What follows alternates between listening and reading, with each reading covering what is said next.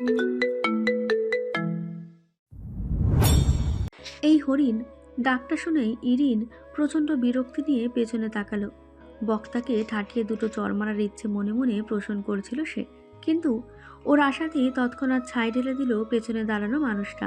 নাম আয়াজ রহমান। ইরিনরা যেই 8 তলা অ্যাপার্টমেন্টে থাকে, তার 7ম তলায় ইরিনদের পাশের ফ্ল্যাটটা আয়াজদের। সেই হিসেবে আয়াজ ওদের প্রতিবেশী। ইরিনের পিএসসি পরীক্ষার পর ওর বাবা ওদের ফ্ল্যাটটা কিস্তিতে কেনেন। তার 1 বছর পরেই আয়াজের বাবা ডক্টর হেলাল রহমান ওদের পাশের ফ্ল্যাটে আসেন। আয়াজরা 4 ভাই বোন, 2 বোন 2 ভাই। বোনেদের বিয়ে হয়ে গেছে। আয়াজ সবার ছোট, ফর্সা টকটকে, সুন্দর, স্বাস্থ্যবান, লম্বায় 6 ফুটের বেশি। তার অন্যতম গুরুত্বপূর্ণ কাজগুলোর মধ্যে একটা হচ্ছে যখন তখন যেখানে সেখানে ইরিনের সাথে ঝগড়া বাঁধানো। এছাড়া পড়াশোনাও করেন। একেবারে ফ্রেমে বাঁধিয়ে রাখার মতন ট্যালেন্ট ওনার। ঢাকা মেডিকেলের ফাইনাল ইয়ার স্টুডেন্ট, সেই রকম ভাবসাব। জিরাফের মতো লম্বা সুদর্শন এই মানুষটার সাথে পারিবারিকভাবে বিয়ে ঠিক করা হয়েছিল ইরিনের, কিন্তু দুজনের ঘোর আপত্তির কাছে হার মানতে হলো 2 পরিবারকে। তাদের বর্তমান মারামারিক অবস্থান দেখে পরিবারের সদস্যরা স্বস্তির নিঃশ্বাসই ফেলেছেন। ভাগ্যিস জোর করে বিয়েটা দিয়ে দেননি দুজনে, তাহলে ওরা দুজন মিলে পারিবারিক বিশ্বযুদ্ধ লাগিয়ে দিত। এককালে ইরিনকে পড়াতো আয়াজ, সেই থেকেই দুজনে রেষারেষি। ইরিনের ভাষ্যমতে ছাত্র হিসেবে তিনি খুব ভালো হলেও টিচার হিসেবে তিনি একেবারে জঘন্য। তার অবশ্য কারণও আছে। পড়া না পারলে কানে ধরানো থেকে শুরু করে নীল ডাউন পর্যন্ত সব শাস্তি ইরিনকে দিয়ে ফেলেছেন তিনি। তার উপর ইরিনের লম্বা বিনুনি ধরে টানাটানি তো আছেই। আর আয়াজের ভাষ্যমতে দুনিয়ার সবচেয়ে গাধা টাইপ স্টুডেন্ট হচ্ছে ইরিন। পড়াতে বসে একদিন আয়াজ তাকে জিজ্ঞাসা করেছিল, বলতো, লং লিভ বাংলাদেশের বাংলা কি? ইরিন হা করে কিছুক্ষণ তার মুখের দিকে তাকিয়ে থেকে উত্তর দিয়েছিল, লম্বাবাস বাংলাদেশ। রাগে আয়াজের মাথায় চাঁদি ফেটে যাওয়ার অবস্থা। আধ ঘন্টা নীল ডাউন করিয়ে রেখেছিল ইরিনকে। তারপর ইংরেজি বইটা মুড়িয়ে ঠুসঠাস কতক্ষণ ইরিনের মাথায় তবলা বাজিয়ে বেরিয়ে গেল সে। আয়াজের ডাক শুনতে পেয়েছে ইরিন, কিন্তু বুঝতে দিতে চাইল না। শুনেও না শোনার ভান করে দ্রুত পা চালালো। এই মুহূর্তে আয়াজের সামনে থেকে পালাতে হবে তাকে। আয়াজও ছেড়ে দেওয়ার পাত্র নয়। ইরিনকে ধরতে রীতিমতো দৌড়াচ্ছে সে। আয়াজ ওর কাছে এগিয়ে এসেই মাথায় একটা গাঁটটা মেরে বলল, কানে কালা নাকি তুই? কতবার ডাকলাম, সারা দিচ্ছিল না কেন? শুনতে পাইনি। শুনতে পাসনি? ইচ্ছে করে জবাব দিস নি।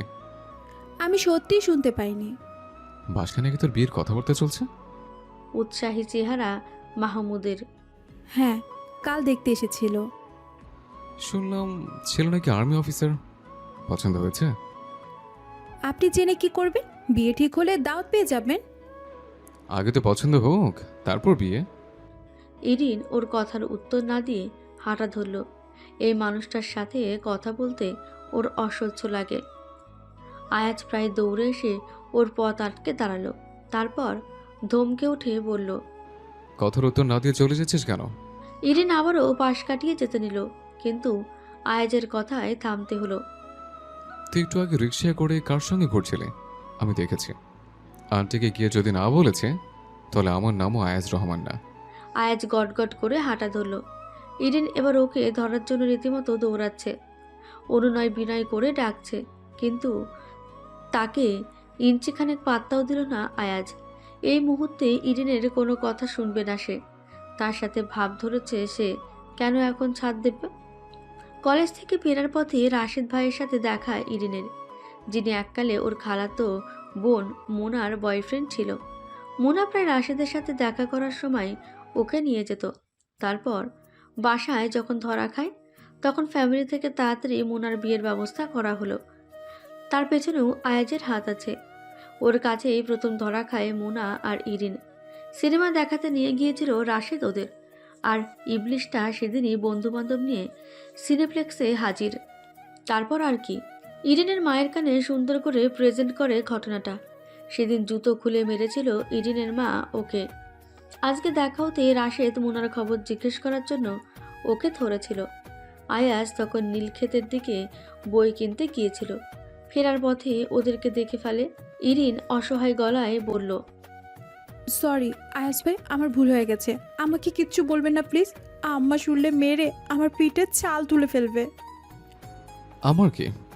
আয়াস ভাই প্লিজ, কি প্লিজ? আমাকে কিচ্ছু বলবেন না প্লিজ। আমি কি তোর কথা মতো চলবো? বলবো, 100 বার বলবো। তুই আমার সাথে ভাব ধরেছিস না? এখন কেন? যা, সর সামনে থেকে। আমার ভুল হয়ে গেছে। আমি আর জীবনও আপনার কথার উত্তর না দিয়ে যাব না। ভুল যখন করেছিস শাস্তিও পাবি। আই এম সরি বলতেছি তো। তুই আমার সামনে আর একটা কথা বললে ঠাস করে তোর গালে একটা চড় বসিয়ে দেবো। যা, সর সামনে থেকে। ইরিন সরল না, ঠায় দাঁড়িয়ে রইল। গুড়ি গুড়ি বৃষ্টি আরম্ভ হয়ে গেছে। আয়াজ রিক্সা ডেকে উঠে পড়ল। একবারও পেছনে ফিরল না। কি নিষ্ঠুর! ইরিন নিশ্চিত আজকে মাইমুনা বেগম ওর চামড়া তুলে ফেলবে। রাশেদ ভাই নামক ছেলেটাকে আম্মা একদম পছন্দ করেন না। ওনার কাছে রাশেদ ভাই হচ্ছে পৃথিবীর সবচেয়ে জঘন্য লোক। তার অবশ্য বিশেষ একটা কারণও আছে। রাশেদ ভাইয়ের চালচলন একেবারে উড়নচণ্ডী টাইপ। নোংরা কুচকানো শার্ট, রং চলে যাওয়া জিন্স পরে ঘোরাফেরা করেন। চেহারার কবি কবি ভাব। বাংলার অধিকাংশ মায়েরাই কবি কবি টাইপ ছেলেদের পছন্দ করেন না। তাদের ধারণা মনে এই কবি কবি চেহারার বসকা ছেলেগুলো এক ধরনের সরলতায় মেয়েদের বেঁধে ফেলে, অর্থাৎ মাথা নষ্ট করে দেয়। যদিও কৈশোরে তাদের অনেকেই এমন খামখেয়ালি ছেলেদেরই পছন্দ করত। পছন্দ না করলেই মায়া ঠিকই অনুভব করত। কিন্তু তাদের উত্তরসূরিদের বেলায় এই ছেলেগুলো একেবারে নাজায়েজ। এদের ধারে কাছে ঘেঁষাও দণ্ডনীয় অপরাধ। রাশেদকে নিয়ে ইরিনের বড় খালা ইরিনের ওপর অসন্তুষ্ট। কেন ইরিন জেনে শুনেও ওনাকে সব জানালো না? ওনার মেয়ে যে এমন একটা ছাগলের প্রেমে হাবুডুবু খাচ্ছে, সেটা মা হিসেবে ওনার তো জানার অধিকার ছিল। ইরিন কেন জানালো না? কেন ইন্ধন দিল? মাইমুনা বেগমের করা নিষেধ রাশেদের সাথে যেন ভুলেও যোগাযোগ না রাখে। ইরিন দরজায় বেল বাজাতেই মাহিন এসে দরজা খুলে দিল। ভেতরে আয়াজকে বসা দেখে বুকের ভেতরটা কেঁপে উঠল ইরিনের। আয়াজ নিশ্চয়ই এতক্ষণে রাশেদ ভাইয়ের ঘটনা এক্সট্রা তেল মরিচ মিশিয়ে আম্মার কাছে পেশ করেছে। মাইমুনা বেগম এসে জিজ্ঞেস করলেন, কিরে আজকে এত দেরি যে?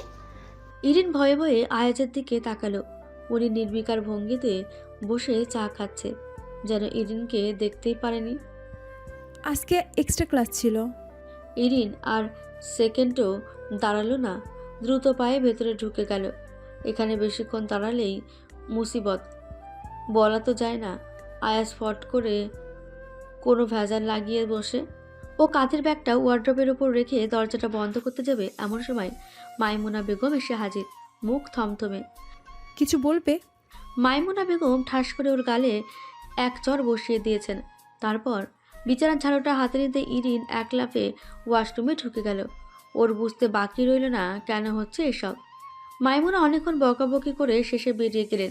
ইরিনের প্রচণ্ড রাগ লাগছে আয়াজের ওপর। খচ্চরটা তার মানে আম্মাকে সব বলে দিয়েছে, সব সময় ওর পিছে লাগে। বিকেলবেলা পাশের বারান্দায় আয়াজকে দাঁড়ানো দেখে ইরিন ভেতরে ঢুকে যেতে নিল। আয়াজ তখন কানে হেডফোন গুঁজে আঙুল নাচাতে নাচাতে গান শুনছিল। ওকে দেখে কান থেকে একটা হেডফোন খুলে ফেলল। ভিলেনটাই ফাঁসি দিয়ে বলল, আজকে কতক্ষণ জুতো পেটে করেছে তোকে? ইরিন অ্যাটম বোমার মতো দাঁড়িয়ে আছে। আয়াজ সিরিয়াস ভঙ্গিতে বলল, আমি ভাবছি তোর জন্মদিনে আন্টিকে একজোড়া স্পেশাল বাটা জুতো গিফট করব। নাম হবে হরিণ চপ্পল। ওটা দিয়ে আন্টি তোকে স্পেশাল স্পেশাল টাইমে স্পেশালভাবে আদর করবে। আম্মা আজকে আমাকে কিচ্ছু করেনি। চাপা মারিস না, আমি জুতো পেটের শব্দ শুনেছি। আয়াজ আবারও গা জ্বালানো হাসি দিল। ইরিন তৎক্ষণাৎ রাগে পাশের ফুলের টপ থেকে একদলা কাদামাটি নিয়ে গ্রিলের ফাঁক দিয়ে আয়াজের গা বরাবর ছুঁড়ে মারল। কিছুক্ষণ আগে পানি দেওয়া হয়েছিল ফুল গাছে, তাই টবের মাটি ভিজে কাদা হয়ে আছে। ভেজা কাদা মাটিতে আয়াজের টি শার্ট মাখামাখি। ওর হা হয়ে যাওয়া মুখের ভেতর আরেক দলা কাদামাটি ছুঁড়ে মারতে ইচ্ছে করছে ইরিনের। রাগে মুখ বাঁকিয়ে বলল, বেশি বাড়াবাড়ি করলে এবার সোজা মুখের ভিতরে মারবো। আমার টার্গেট মিস হয় না। আয়াজের মুখটা অটোমেটিক বন্ধ হয়ে গেল। আগুন দৃষ্টিতে ইরিনের দিকে তাকিয়ে আছে সে। পারলে এক্ষুনি কাঁচা গিলে ফেলবে। ইরিন বারান্দা থেকে সরে এসে বেডরুমের দরজাটা ভালোভাবে লক করে দিল। তারপর বাবার ওষুধের বাক্স থেকে একটা ঘুমের ওষুধ খেয়ে বিছানায় গা এলিয়ে দিল সে। মনে মনে আন্দাজ করে নিল সে একটু পর কি হবে। আয়াজ এসে সুন্দর করে নিজের কৃতকর্মের জন্য ওর কাছে ক্ষমা চাইবে। তারপর যখন ইরিন দরজাটা খুলবে, নিজের স্বরূপে ফিরে আসবে, শুরু হবে আসল তুফান।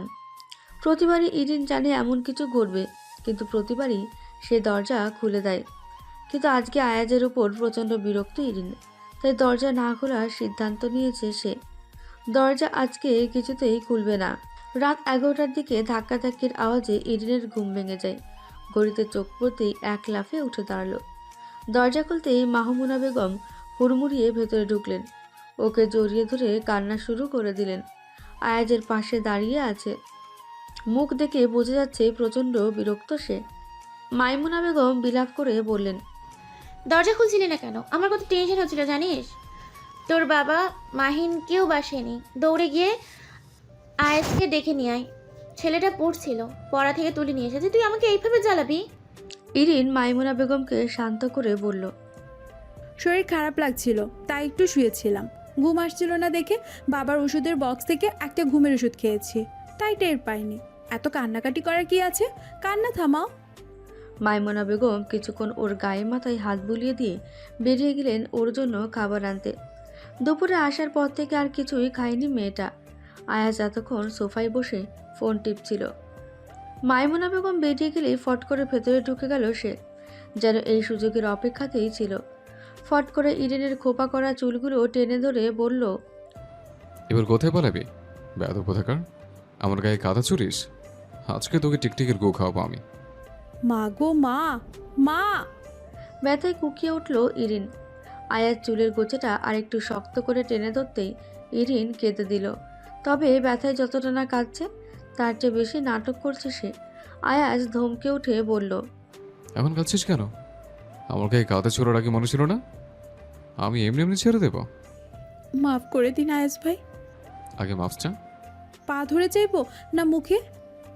বাহ, দারুণ আইডিয়া দিয়েছিস। চা, পা ধরে চা। ইরিন বাধ্য হয়ে আয়াজের পা ধরল ঠিকই, কিন্তু মাফ চাইল না। আয়াজের পায়ের উপর একদলা থুতু ফেলে ছুটে পালালো। আয়াজ হতভম্ব হয়ে দাঁড়িয়ে আছে। ঘটনার আকস্মিকতায় ও থ বনে গেছে, যেন বর্ষাকালে সবচেয়ে শক্তিশালী বজ্রপাত ওর মাথায় পড়েছে। সে সম্বিত ফিরে পাওয়ার আগেই ইরিন পগার পার। ছুটে রান্নাঘরে মায়ের কাছে ঢুকে গেছে সে। ভয়ে ভয়ে কলিং বেল চাপল ইরিন। মাইমুনা বেগম ওকে সুপারির জন্য পাঠিয়েছেন আয়াজের মা সোহেলির কাছে। মনে মনে দোয়া পড়ছে ইরিন, আয়াজ যাতে বাসায় না থাকে। যদিও এই সময় আয়াজ বাসায় থাকে, তবুও আশা তো করাই যায়। কথাই আছে, আশায় বাঁচে ভরসা। ইরিনের আশায় পানি ঢেলে দিয়ে দরজা খুলল আয়াজ। এক হাত ট্রাউজারের পকেটে, অন্য হাত দিয়ে দরজার হ্যান্ডেল ধরে রেখেছে সে। ইরিনকে দেখে চোখ উল্টে ফেলল। আন্টিকে একটু ডাক দিন তো। গতকালের ঘটনার পর থেকেই ভয়ে ভয়ে আছে ইরিন। আয়াজ ওকে ছেড়ে দেবে না। আয়াজ তেতে উঠে বলল, পারবো না, তুই ডাক। আমি ডাকলে শুনবে না, আপনি ভিতরে গিয়ে ডেকে নিয়ে আসুন, আমি অপেক্ষা করছি। আয়াজ নড়ল না, ভ্রুজোড়া কিঞ্চিত বাঁকিয়ে ইরিনের দিকে চেয়ে রইল। ইরিন তাড়া দিয়ে বলল, কি হলো, যাচ্ছেন না কেন? আমি কি তোর চাকর? বেদকের মতো হুকুম করছিস? ইরিন ভেতরে ঢুকলো না। আয়াজকে ভেঙচি কেটে দরজায় দাঁড়িয়ে গলা চড়িয়ে সোহেলি বেগমকে ডাক দিল। ভেতরে ঢুকার সাহস ওর নেই। ও ভালো করেই জানে ভেতরে ঢুকলে আয়াজ ওর 12টা বাজিয়ে দেবে। আয়াজ ধমক দিয়ে পড়ল, এই, তুই আমাকে ভেঙালি কেন? চিপ্পা টেনে ছিঁড়ে ফেলবে একদম, অসভ্য ফাসিল। ইরিন তাতে কিছু মনে করল। নিরাপদ দূরত্ব বজায় রেখে দরজার বাইরে অবস্থান করছে সে। উদ্দেশ্য আয়াজের হাতের নাগালের বাইরে থাকা। আয়াজ ওর উদ্দেশ্য বুঝতে পেরে দরজার বাইরে বেরিয়ে এলো। ইরিনের ডান হাতটা চেপে ধরে বলল, তুই কি ভেবেছিস তুই ভেতরে না ঢুকলে আমি তোকে ছেড়ে দেব? তোর কত বড় সাহস, তুই আমার পায়ে ছাপ দিস? কি বিশ্রী গন্ধ, কতদিন ব্রাশ করিস না তুই? আয়াজ শব্দ করে একদলা থুতু ফেলল ইরিনের পায়ের কাছে। ছিটকে সরে গেল ইরিন। গা গুলিয়ে বমি আসছে তার। আমাকে ছাড়ুন, বমি আসছে। শুধু শুধু বমি আসবে কেন? কার সাথে অঘটন ঘটিয়েছিস? আপনার থুতু খেয়ে। দম বন্ধ করে কথাটা বলল ইরিন। আমার থুতু দেখে মানে? তোর কি মনে হয় আমি তোর মতো ব্রাশ না করে থাকি? গন্ধ শুকে দেখ, অ্যালার্জির সুঘ্রাণ বাইরে হবে। বিশেষ না হলে খেয়ে দেখতে পারিস। ইয়াক, ইয়াক। ঘৃণায় নাক মুখ কুকে ফেলল ইরিন। পেট থেকে বমি চেপে বেরিয়ে আসছে, মনে হচ্ছে যেন নাড়ি ভুড়ি সব বের হয়ে যাবে। আয়াজ দ্রুত দরজার পাশ থেকে সরে গেল। খবরদার, দরজা বমি করলে তোকে আবার খাওয়াবো। যা ভেতরে যা। ইরিন এক ছুটে ভেতরে ঢুকে হরহর করে বেসিন ভর্তি বমি করলো। আয়াজ দূরে দাঁড়িয়ে আছে, দৃষ্টি সরু। সামান্য একটা ব্যাপারে বমি করার কি আছে, ওর মাথায় আসছে না। হসপিটালে কত কাটাছেঁড়া দেখেছে ও, কই ও তো এমন করেনি। এই মেয়ে আসলেই ড্রামাবাজ। মুখ ভর্তি পানির ঝাপটা নিয়ে ক্ষোভে ফেটে পড়ল ইরিন। আপনি একটা খাটাস। কি বললি তুই? আমি খাটাস? তুই খাটাস, তুই 14 গোষ্ঠী খাটাস। ফাসিলের ফাসিল। আয়াজ একটু থেমে আবারও কড়া ধমক দিয়ে বলল। তোর কি মনে হয় আমি তোর ছোট? হ্যাঁ, চোখ নামা, নামা বলছে। ইরিন তাড়াতাড়ি চোখ নামিয়ে ফেলল। বখারিটার সাথে কথা বলাই বেকার। দ্রুত ভেতরে পা বাড়ালো। আয়াজের মা মানুষ হিসেবে খুবই ভালো, সরল সোজা। ইরিনকে যথেষ্ট স্নেহ করেন তিনি। ওনাদের বাসায় সবাই ভালো, কেবল আয়াজ ছাড়া। বদের হাড্ডি এই ছেলে। ইরিন সোহেলির কাছ থেকে সুপারি নিয়ে বেরোনোর সময় আয়াজ ওর কানের ডালা ফাটিয়ে দরম করে দরজা বন্ধ করলো। ইরিন বাসায় ঢুকে রাগে সুপারির থালাটা মাইমুনা বেগমের সামনে ছুঁড়ে ফেলে দিল। আর কোনোদিন আমাকে তুমি ওই গুন্ডার বাসায় পাঠাবা না। কে গুন্ডা? তুমি জানো না কে? মাইমুনা বেগম সুপারির থালা নিয়ে নির্বিকার ভঙ্গিতে ভেতরে ঢুকে গেলেন। আয়াজের সাথে ইরিনের সাপে নেউলের সম্পর্ক উনি ভালো করেই জানেন। ওনার ধারণা ইরিন ইচ্ছে করে আয়াজের সাথে ঝগড়া করতে যায়। এই মেয়ে ধাঁচ ভালো না, বেয়ারা জাতের মেয়ে। আয়াজ ঠিক কাজই করে একে টাইট দিয়ে। তিনি একা আর কত সামলাবেন? মেয়ের বাবার তো কোনো হুঁশই নেই, আদর দিয়ে দিয়ে বাদর বানিয়েছে। ইরিন রাগে মাহিনের গালে ঠাটিয়ে চর বসিয়ে দিল। ও না থাকাতেই ইরিনকে আয়াজের মুখোমুখি হতে হয়েছে। কাজের সময় হাওয়া হয়ে যাস না, কই ছিলি? আব্বারে বলে তোর পায়ের নালে যদি না ভাঙি, আমার নামও ইরিন না। বেয়াদব একটা, সারাদিন রাস্তায় রাস্তায় টই টই। মাহিন গালে হাত দিয়ে বসে আছে, কাঁদো কাঁদো চেহারা। ইরিন আয়াজ ভাইয়ের ওপর রাগ ওর ওপর ঝেড়েছে। অন্য সময় হলে সে নিজেও দুই একটা কিল বসিয়ে দিত ইরিনের পিঠে, কিন্তু আজকে লক্ষণ ভালো না। ইরিন ক্ষেপে আছে, তাই ওকে আর চাইল না সে। পরের দিন বারান্দা থেকে কলেজের ড্রেস আনতে গিয়ে ইরিনের মেজাজ বিগড়ে গেল। কত কষ্ট করে ঘষে ঘষে গতকাল সে ড্রেসটা ধুয়ে দিয়েছিল, এখন সাদা জামায় ছোপ ছোপ নীল রঙের দাগ, কলমের কালি মনে হচ্ছে। আয়াজ বারান্দায় এসে পড়ছে। সকালবেলা বারান্দায় বসে কিছু সময় পড়াশোনা করা ওর অভ্যেস। ইরিন বারান্দায় দাঁড়িয়ে আকাশ পাতাল কাঁপিয়ে চিৎকার দিল। আম্মা! মাইমুনা বেগম প্রায় ছুটে বারান্দায় এলেন। আয়াজ আগের মতোই বসে আছে, যেন শুনতেই পায়নি। ইরিন বলল, আমার জামায় রং লাগলো কিভাবে? আমি কালকে 2 ঘন্টা যাবত কলেজ ড্রেস ধুয়েছি। তুই এই জন্য এইভাবে চিৎকার করবি? আমি তো ভাবলাম ডাকাত পড়েছে। আমি কলেজে যাব কিভাবে? ধোয়ার সময় খেয়াল করবি না? সাদা জামায় সবসময় আলাদা ভেজাবি। রঙিন জামা কাপড়ের সাথে দিলে তো এমন হবেই। ইরিন ভালো করেই জানে কাজটা কে করেছে। জামাটা ছুঁড়ে ফেলে বলল, জ্ঞান দিও না তো, অসহ্য লাগছে। বারান্দা থেকে ভেতরে ঢোকার সময় আয়াজের দিকে তীক্ষ্ণ দৃষ্টি নিক্ষেপ করলো সে। এর মানে আমি তোমাকে দেখে নেব। আয়াজ বই বন্ধ করে গুনগুন করল, আহা কি আনন্দ আকাশে বাতাসে, শাখে শাখে পাখি ডাকে, কত শোভা চারপাশে। পরের দিন সকালবেলা ইরিন কলেজের জন্য বেরোচ্ছিল। লিফটের কাছে আয়াজ দাঁড়িয়ে আছে, হাতে বই। ওর পরনে একটা সাদা টি শার্টের ওপর কালো নীল চেক শার্ট পরেছে সে। শার্টের সবগুলো বোতামই খোলা, হাতে কালো বেল্টের ঘড়ি, সাথে কালো জিন্স আর পায়ে বেল্টওয়ালা জুতো, কাঁধে ব্যাগ ঝোলানো। দারুণ স্মার্ট লাগছে। ইরিন মুগ্ধ চোখে এক পলক তাকালো, তবে ওর মনে অন্য প্ল্যান চলছে। মনে মনে ধারণা করে নিল সে নিশ্চয়ই আজকে পরীক্ষা আছে মহাশয়ে। গলা খ্যাকারি দিয়ে বলল, কোথায় যাচ্ছেন আয়াস ভাইয়া? মুড ভালো থাকলে ইরিন আয়াজকে ভাইয়া বলে ডাকে। এই মুহূর্তে আয়াজের পড়ায় ডিস্টার্ব করবে সে, সো এখন তার ভালো মুড। আয়াজ জবাব দিল না। লিফটের দরজা খুলে গেছে, চুপচাপ ভেতরে ঢুকে গেল সে। ইরিন দাঁত মুখ খিচে ওকে একটা ভেঙচি কাটলো, অবশ্যই সেটা আয়াজের অলক্ষ্যে। তারপর ভেতরে ঢুকলো। এত সকাল সকাল বই নিয়ে কোথায় যাচ্ছেন আয়াস ভাইয়া? বিলাতে চাই, যাবি? আপনার কি আজকে পরীক্ষা? না তো, আমাদের কলেজে আজকে নাচের প্রতিযোগিতা হচ্ছে, আমি নাচতে যাচ্ছি। আপনি নাচ জানেন? দেখ ইরিন, আমার তো আর তোর মতো রং তামাশা করে বেড়ালে দিন যাবে না। আমার সামনে ফাইনাল প্রফ, পড়াশোনা করতে হবে। সো প্লিজ তোর মুখটা বন্ধ রাখ, আমার হাত কিন্তু নিষ্পেষ করছে। আমি রং তামাশা করি? আমার কথা বলে? আপনি যদি আমার প্রশ্নের উত্তর না দেন তাহলে আমি চুপ করব না। লিফট থেকে বেরোলো দুজন। আয়াজ বেরিয়ে গাড়িতে উঠলো। ইরিন গাড়ির দরজায় টোকা দিয়ে বলল, আমাকে লিফট দিতে পারবেন? আসলে আজকে একটু তাড়া আছে। তুই বকবক করবি না তো? একদম না। ওঠ। ইরিন সব রকম প্রস্তুতি নিয়ে গাড়িতে উঠেছে। ওর ইউনিফর্মে কালিমা লেপনের শাস্তি আয়াজকে দেবে সে। কিছু দূর যাওয়ার পর মিনমিন করে বলল, আপনার কি সত্যি মনে হয় আমি রং তামাশা করি? হুম। করিস না? তোর সাজগোজ দেখলে তো মনে হয় যেন পড়ালেখা শিখতে চাস না, প্রেম করতে চাস।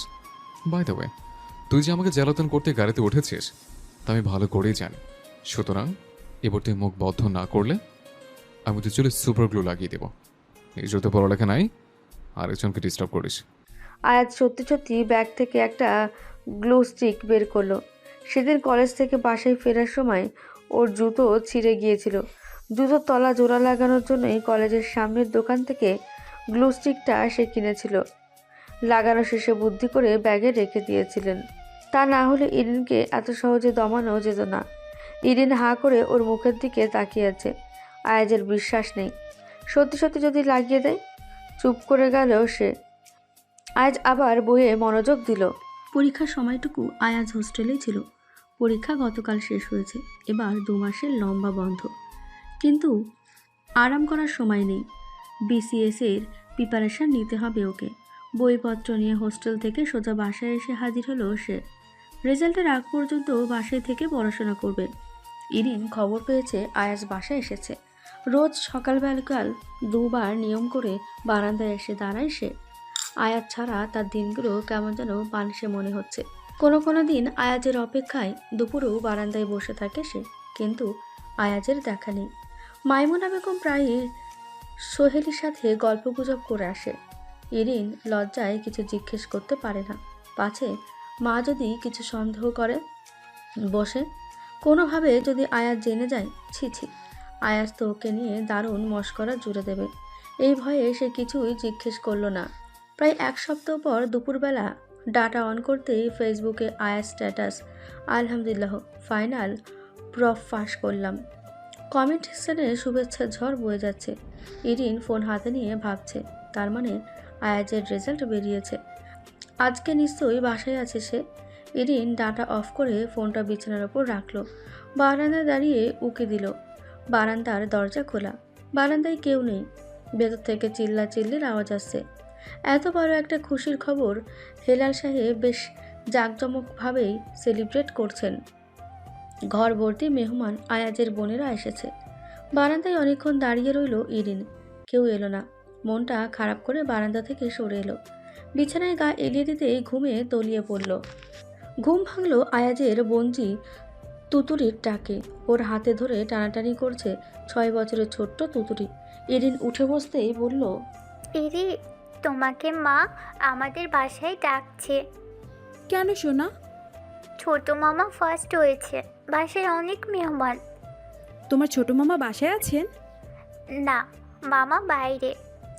ইরিন বুঝতে পারছে না ওকে কেন ডাকা হয়েছে। খাট থেকে নেমে মাথা আঁচড়ে ভালো করে ওড়নাটা গায়ে জড়িয়ে নিল। তারপর তুতুরিকে নিয়ে আয়াজদের বাসায় ঢুকলো।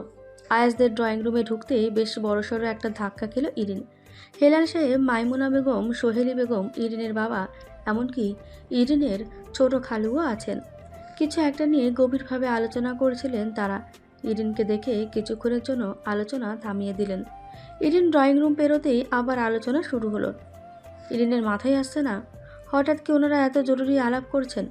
মাইমুনা এবং ইরিনের বাবা না হয় আয়াজের ভাইয়ের খবর পেয়ে এসেছে, কিন্তু ছোট খালু উনি এখানে কি করছেন? আয়াজের বড় বোন রেশমি এসে ইরিনের হাত ধরে ভেতরে টেনে নিয়ে গেল। কি রে, তোর তো দেখাই পাওয়া যায় না। আমি এসেছি 1 সপ্তাহের মতো হলো, একবারও বাসায় এলি না। কি নিয়ে এত ব্যস্ত তুই? আসলে সামনে ফাইনাল পরীক্ষা, তাই সময় পাই না।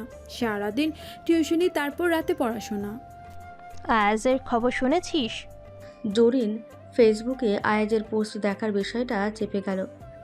না তো। ওর ফাইনাল প্রফের রেজাল্ট বেরিয়েছে, এবারও প্লেস করেছে, রাষ্ট্রপতি থেকে পদক আনবে। ইরিন হালকা হাসল। আয়াজ বাসায় নেই, বন্ধুদের সাথে দেখা করতে বেরিয়েছে। ইরিন ওর ঘরে খাটের উপর বসে রেশমির সাথে গল্প করছিল। এমন সময় আয়াজ এই মাত্র বাসায় এসে ঢুকলো, হাতে ঠান্ডা পানির বোতল। বোতলের মুখে ঢকঢক করে পানি খেলো সে। রোদের তাপে মুখ লাল হয়েছে। খুব বেশি প্রয়োজন না হলে গাড়ি ব্যবহার করে না সে। হেলাল সাহেবই বেশিরভাগ সময় গাড়ি নিয়ে ছোটাছুটি করেন। ইরিন খাট থেকে নেমে গেল। রেশমি গেল আয়াজের জন্য শরবত আনতে। আজকে সকালেই হেলাল সাহেব বেল এনেছেন। বেলের শরবত বানিয়ে আয়াজের জন্য রেখে দিয়েছে সে। আয়াজ শার্টের সামনে দুটো বোতাম খুলেই ফ্যানের নিচ বরাবর বসলো। রেশমি হাতে করে বেলের শরবত নিয়ে ফিরল। আয়াজ একটানে পুরোটা শেষ করে বলল, হরিণকে মিষ্টি দিয়েছিস? ওর তো দেখাই পাওয়া যায় না। তুতুরিকে পাঠিয়ে মাত্র ডেকে এনেছি, দাঁড়া আমি মিষ্টি নিয়ে আসি। রেশমি চলে গেলেই আয়াজ শার্টের আরও দুটো বোতাম খুলে দিল। ইরিনের হৃৎপিণ্ডটা তরাক করে লাফিয়ে উঠল। এটা কেমন অসভ্যতা! রুমে যে একটা মেয়ে আছে সেই খেয়াল তো আয়াজের রাখা উচিত। আয়াজ লম্বা হয়ে বিছানায় শুয়ে পড়ল। পা দুটো বাইরে ঝুলছে, চুলে আঙুল বোলাচ্ছে সে। পকেট থেকে ফোন বের করে ডাটা অন করলো। ফোন থেকে মুখ না তুলেই ইরিনকে ডাক দিল। এদিকে তুই ইরিন। ইরিনের হাত পা কাঁপছে। এই মুহূর্তে কিছুতেই আয়াজের সামনে যেতে পারবে না, অস্বস্তি লাগছে তার। আয়াজ আবারও ডাক দিল। ইরিন ধীর পায়ে এগিয়ে যেতেই বলল, আমার পায়ের কাছে তোষকের নিচে চাবির গোছা আছে, বের কর। দ্রুত আয়াজের কাছ থেকে সরে এসে চাবির গোছাটা বের করলো সে। আলমারিতে মাছের শাড়িতে দেখবি র্যাপিং করা একটা প্যাকেট আছে, নিয়ে আয় তো। গোলাপি রঙের প্যাকেটটা নিয়ে আসতেই বলল, খোল। আমি? হ্যাঁ তুই। ইরিন র্যাপটা খুলতেই ভেতরে হলুদ রঙের আরেকটা, ওটা খুলতেই লাল রঙের আরেকটা, এভাবে প্রায় 5টা ব্যাগ খোলার পর অবশেষে নীল রঙের একটা জামদানি শাড়ি পেল। ইরিন শাড়িটা হাতে নিয়ে নেড়েচেড়ে দেখল। নীল রঙের ভেতরে ভেতরে সিলভার কালারের প্রিন্ট, বেশ সুন্দর। আয়াজ বিরক্ত কণ্ঠে বলল, ভাঁজ নষ্ট করছিস কেন? ইরিন সাথে সাথে হাত সরিয়ে নিল। কেমন হয়েছে? কার জন্য এটা? যার জন্যই হোক, তাকে বল কেমন হয়েছে। ভালো। শুধু ভালো? খুব সুন্দর। শিলাকে মানাবে? কোন শিলা? আমার গার্লফ্রেন্ড। ইরিন মুখ ভেঙচি কাটল। এর মানে আমি বিশ্বাস করিনি। আয়াজ হেসে উঠে বলল, আমার বান্ধবী শিলা গত রেজাল্ট বেরোবার পর আমাদের বাসায় এসেছিল, দেখিস নি? শিবার বলেছিল ফাইনাল ট্রফি ফার্স্ট হলে ওকে একটা নীল জামদানি কিনে দিতে হবে। দেবো বলেছিলাম, এলেই তো ধরবে। ও, তুই কি ভেবেছিস তোর জন্য তোকে আমি শাড়ি দিতে যাব কেন? কোন দুঃখে? তুই কি আমার বউ না বান্ধবী? আয়াজ আবারও সেই ভিলেনটাই ফাঁসি দিচ্ছে। ইরিনের রাগ লাগছে। আয়াজের চুলগুলো টেনে ধরে ওর নাক বরাবর কামড় বসিয়ে দিতে ইচ্ছে করছে। নিজেকে শান্ত করে বলল, র্যাপিং করলেন যে? তো কি হয়েছে? তুই আবার করে দিবি? আমি পারবো না। কেন পারবি না? কেন? আমি র্যাপিং করতে পারি না, ওটা বান্ধবী আপনি করুন। তুই পারবি, তোর ঘাড় পারবে। খুলেছিস এখন, ঠিক করতে পারবি না? আমি কি নিজে থেকে খুলেছি নাকি? আপনি বলেছেন তাই খুলেছে। হ্যাঁ, তো এখন আমি বলছি তাই আবার র্যাপিং করে দিবি। কত বড় খারাপ মানুষ! ওর হাত দিয়ে র্যাপিং খুলিয়ে এখন বলছে বান্ধবীর জন্য। ছোট লোক। আয়াজ শাড়িটা র্যাপসহ দলামোচড়া করে সাইডে রেখে দিয়ে বলল, বাবার মেয়ে পেরো না? রেশমি এতক্ষণে মিষ্টি নিয়ে ঢুকলো। লাজুক হেসে বললেন, তোকে অনেকক্ষণ বসিয়ে রাখলাম। ড্রয়িং রুমে মহসিনের বিয়ের কথা হচ্ছে, তোর ছোট খালার মেয়ে মুনতার সাথে। আমাদের সবার বেশ পছন্দ হয়েছে। মহসিন আয়াজের বড় ভাই, পেশায় ব্যাংকার। আয়াজের 4 বছরের বড় সে। কয়েক মাস যাবৎ তার জন্য পাত্রী খোঁজা হচ্ছিল। অবশেষে ইরিনের খালাতো বোন মুক্তাকে পছন্দ হয়েছে সবার। মুক্তা সোসিওলজিতে অনার্স কমপ্লিট করে আপাতত ফ্রি আছে। মাস্টার্সের ভর্তি এখনও শুরু হয়নি। এর মাঝেই বিয়ের ফুল ফুটে গেল। ইরিনের এতক্ষণে মাথায় ঢুকলো কেন ওর ছোট খালু আয়াজদের বাসায় এসেছেন। রেশমি মিষ্টির প্লেট থেকে একটা মিষ্টি ইরিনের মুখে ঢুকিয়ে দিয়ে বলল, দুপুরে আমার সাথে খাবি, ঠিক আছে?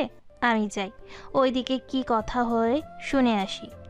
রেশমি চলে যেতেই আয়াজ বলল, আবার মেয়ে পেলো না? কেন, কি হয়েছে? তোর খালাতে বোনগুলো একটাও সুবিধার না। দুনিয়ার সব ছেলে তাদের চেনা, এটা কেমন কে জানে। আমার সরল সোজা ভাইটার কি হবে বুঝছিস? হ্যাঁ, তুই কি ওদেরকে দেখে দেখে এমন ঢং করে শিখেছিস, তাই না? সবসময় এত সেজেগুজে থাকিস কেন? ছোটবেলা থেকেই ইরিনের সাজগোজের প্রচুর শখ। বড় হয়েও সে অভ্যাস তেমন বদলায়নি। দিনের বেশিরভাগ সময়ই পরিপাটি হয়ে থাকে সে। গোসল করে রোজ কাজল দেয়। প্রায় দিনই তার হাতে রেশমি চুড়ি দেখা যায়। কখনো কখনো ঠোঁটে হালকা কালারের লিপস্টিক দেওয়া হয়। ছোটবেলায় আয়াজ প্রায়ই ওর চুল নষ্ট করে দিত অথবা হাতের চুড়ি ভেঙে দিত। আয়াজ যে তখন একেবারে ছোট ছিল তাই না, ইরিনের থেকে গুনে গুনে 5 বছরের বড় সে। তবুও ইরিনের সাথে খোঁচাখুচি করতে তার ভালো লাগে। তবে এর জন্য বহুত মাসুলও দিতে হয়েছে তাকে।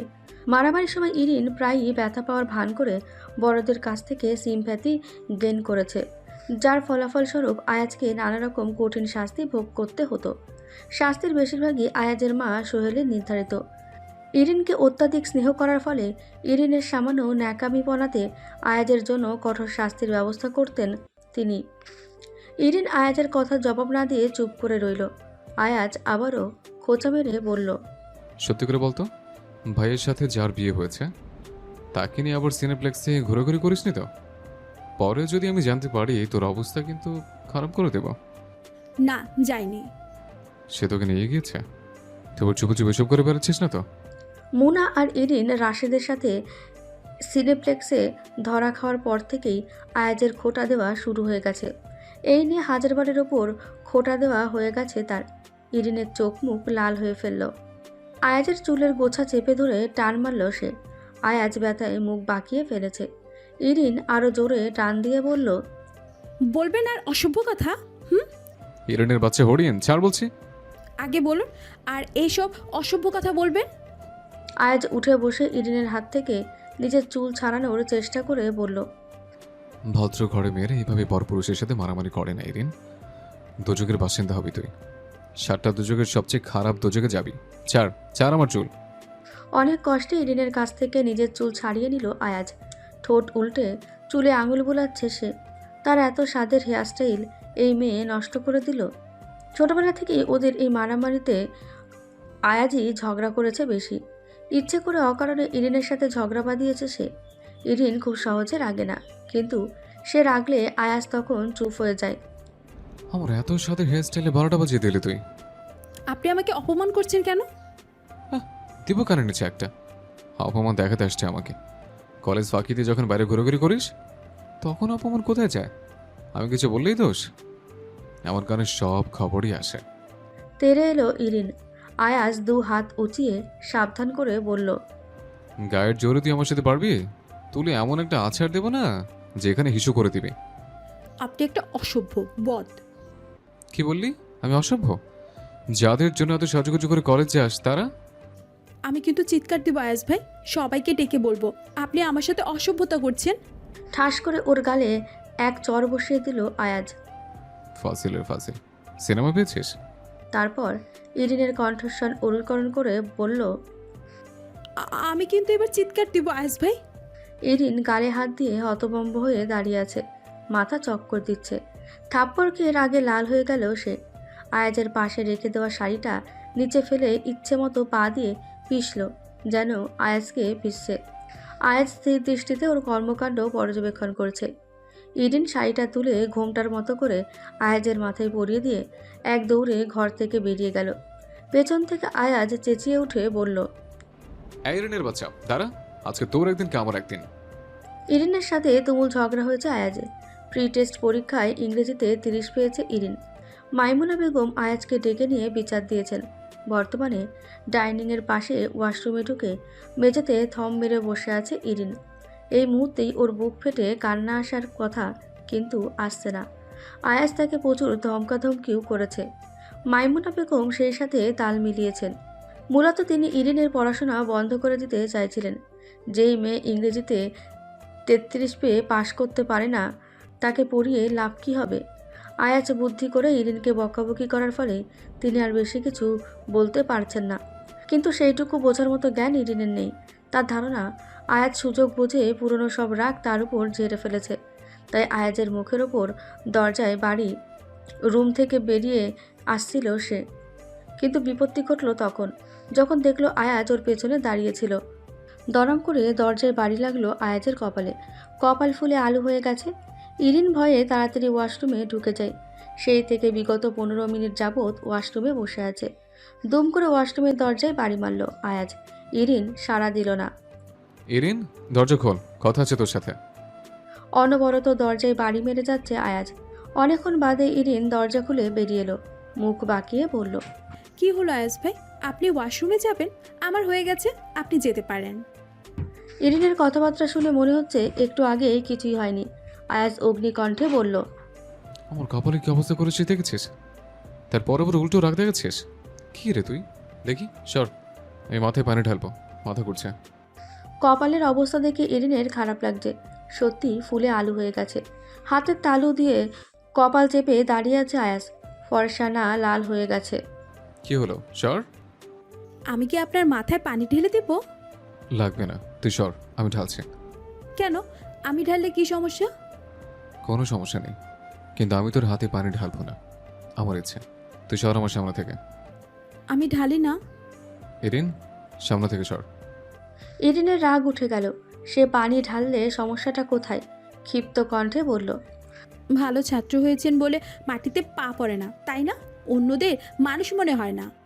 তোকে আমি কি করেছি? আপনি আমাকে এতগুলো কথা শোনালেন কেন? আমি আপনার খাই না পড়ি, হ্যাঁ? আয়াজ চোখ বড় বড় করে চেয়ে আছে। ইরিনের কথাগুলো যতটা না ওর কানে লাগছে, তার চেয়ে বেশি অন্য কোথাও লাগছে। কত বড় অসভ্য এই মেয়ে! কি বললি তুই? আবার বল, কি বলেছিস? এখন কথা বলছিস না কেন? তুই ভুল করলে আমি তোকে শুধরে দিতে পারবো না? ইরিন এবার আর এক ফোঁটাও জবাব দিল না। চুপচাপ দাঁড়িয়ে রইল। আয়াজের কষ্ট লাগছে। ইরিন তাকে এত বড় কথা বলল কি করে? সে কি ইরিনের খারাপ চায়? দাঁতে দাঁত চেপে বলল, লজ্জা থাকলে আমাকে এই কথাগুলো বলতি না তুই। ক্লাস 8-এ ফাইনাল পরীক্ষা যখন ইংরেজিতে ফেল করেছিলি, মনে আছে? তখন তোর আম্মাজান শ্রদ্ধেয় মাইমুনা বেগম এসে আমার হাতে পায়ে ধরেছিল তোকে পড়ানোর জন্য। গাধার মতো খেটেছি 3 মাস। যে মেয়ে ইংরেজিতে 13 পায়, সেই মেয়ে 89 পেয়ে পাশ করেছে। কার জন্য? একটা কানা করে দিয়েছিস? তুই এখন আমার সাথে মুড নিয়ে কথা বলিস। যা, সর আমার চোখের সামনে থেকে। আপনি আমাকে টাকার খোটা দিয়েছেন। ছলছল চোখে প্রশ্নটা করলো ইরিন। ওর চোখের পানি দেখে আয়াজের রাগ কমে গেল। শীতল কণ্ঠে বলল, হ্যাঁ দিয়েছি। এটার জবাব পাটকেলে না দিলে হয় না। তুই আমাকে হার্ট করেছিস, তা আমিও তোকে হার্ট করেছি। এবার সর। আপনি জানেন আপনি খুব খারাপ এবং জঘন্য প্রকৃতির একজন লোক। আমি আপনাকে বদদোয়া দিচ্ছি, আপনি জীবনে শান্তি পাবেন না। দুনিয়ার সব কষ্ট আল্লাহ আপনাকে দিবেন। আপনার বইয়ের ডেলিভারির সময় যেন পেইন আপনার উঠবে। আপনি তখন ব্যথায় ছটফট করতে করতে নিজের গালে নিজে চর বসাবেন, মাথার চুল ছিঁড়ে টাক হয়ে যাবেন। শকুনের দোয়ায় গরু মরে না। আর শোন, পারলে পড়াশোনা করে দেখিয়ে দে। এসব ফালতু রাগ দেখিয়ে কোনো লাভ নেই। আয়াজ ঠাস করে ইরিনের নাকের ওপর দরজা বন্ধ করে দিল। পানির কল চালু করে মাথায় পানি দিল সে। তার মাথাটা ঘুরছে। ইরিনের কথাগুলো ঘুরপাক খাচ্ছে। ঠাস করে ইরিনের গালে একটা চর বসাতে ইচ্ছে করছে তার। মাথা ফাটিয়ে দিয়েও শান্তি হয়নি ফাজিল মেয়েটার। উল্টোপাল্টা কী সব জঘন্য বদদোয়া করে গেছে তার জন্য, বদ মেয়ে। এদিকে নিজের কাছে প্রতিজ্ঞা করলো ইরিন, এখন থেকে জান প্রাণ লাগিয়ে পড়াশোনা করবে সে। আর কোনো রকম ফাঁকিবাজি করবে না। খুব মনোযোগ দিয়ে পড়াশোনা করবে। সেদিনের পর থেকে আয়াজদের বাসার ত্রিসীমানায় যাওয়া বন্ধ করে দিয়েছে ইরিন। বারান্দায় দাঁড়ানোরও পুরোপুরি বন্ধ। আয়াজের ইন্টার্নি শুরু হয়ে গেছে। সে ব্যস্ত তার হসপিটাল ডিউটি, বিসিএস এর প্রিপারেশন এসব নিয়ে। তার প্রায় 3 মাস পর আয়াজের বড় ভাই মহসিনের বিয়ে ঠিক হয়ে গেল ইরিনের খালাতো বোন মুক্তার সাথে। মুখে না বললেও এতগুলো দিন আয়াজকে খুব মিস করেছে সে। এক ধরনের শূন্যতা অনুভব করেছে। হলুদ দিন পুরো অ্যাপার্টমেন্ট আলোতে ঝলমল করছে। মরিচ বাতি দিয়ে পুরো বিল্ডিং সাজানো হয়েছে। বাড়ির সামনে রাস্তা পর্যন্ত লাইটিং করা হয়েছে। মামিরা, খালামণিরা, কাজিনরা সব এক হয়েছে। সবাই একজোট হয়ে গল্পগুজব, হাসি ঠাট্টাতে মজে আছে। ইরিন এসবের কিছুতে যোগ দিল না। নেক্সট মান্থে ওর ফাইনাল পরীক্ষা, প্রচুর পড়াশোনা করতে হবে। ওর পড়ার রুমে কারো ঢোকা নিষেধ। দরজা আটকে ধুমসে পড়াশোনা করছে সে। পানি খাওয়ার জন্য ডাইনিংয়ে আসতেই আয়াদের গলার আওয়াজ পেয়ে থমকে গেল। আজকে এসেছে আয়াজ। ইরিনের বুকের ভেতর ঠিপ ঠিপ আওয়াজ শুরু হয়ে গেল। হাতের গ্লাসটা কাঁপছে। দ্রুত হেঁটে সেখান থেকে সরে গেল সে। রুমে এসে ভালো করে দরজাটা লক করে দিল।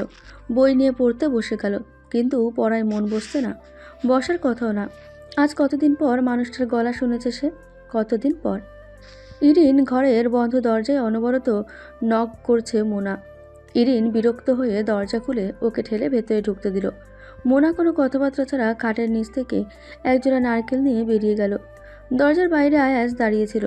ইরিন খেয়াল করেনি। দরজা আটকানোর সময় চোখে চোখ পড়ে গেল। অনিচ্ছা সত্ত্বেও ইরিনের মুখ দিয়ে বেরিয়ে গেল, আপনি? কি অবস্থা তোর? পড়াশোনা ঠিক মতো করছিস? সেটা জেনে আপনার কি দরকার? আয়াজ হাসল। মাইমুনা বেগমের কাছ থেকে সব খবরই পেয়েছে সে। ইরিন খুব মনোযোগ দিয়ে পড়াশোনা করেছে। খবরটা শুনে আয়াজের ভালো লাগছে। ওর উপর জেদ করে হলেও পড়াশোনায় মনোযোগী হয়েছে ইরিন। এভাবে তাকিয়ে আছেন কেন? ভাবছি তুই সত্যি সত্যি পড়াশোনা করছিস কিনা কে জানে, নাকি ভাব ধরে বসে আছিস। আপনি যান, বেরোন। যাবো না, দেখি ঠেলে বের করতে পারিস কিনা। আমার পড়া আছে। কি পড়ছিস তুই? আপনি জেনে কি করবেন?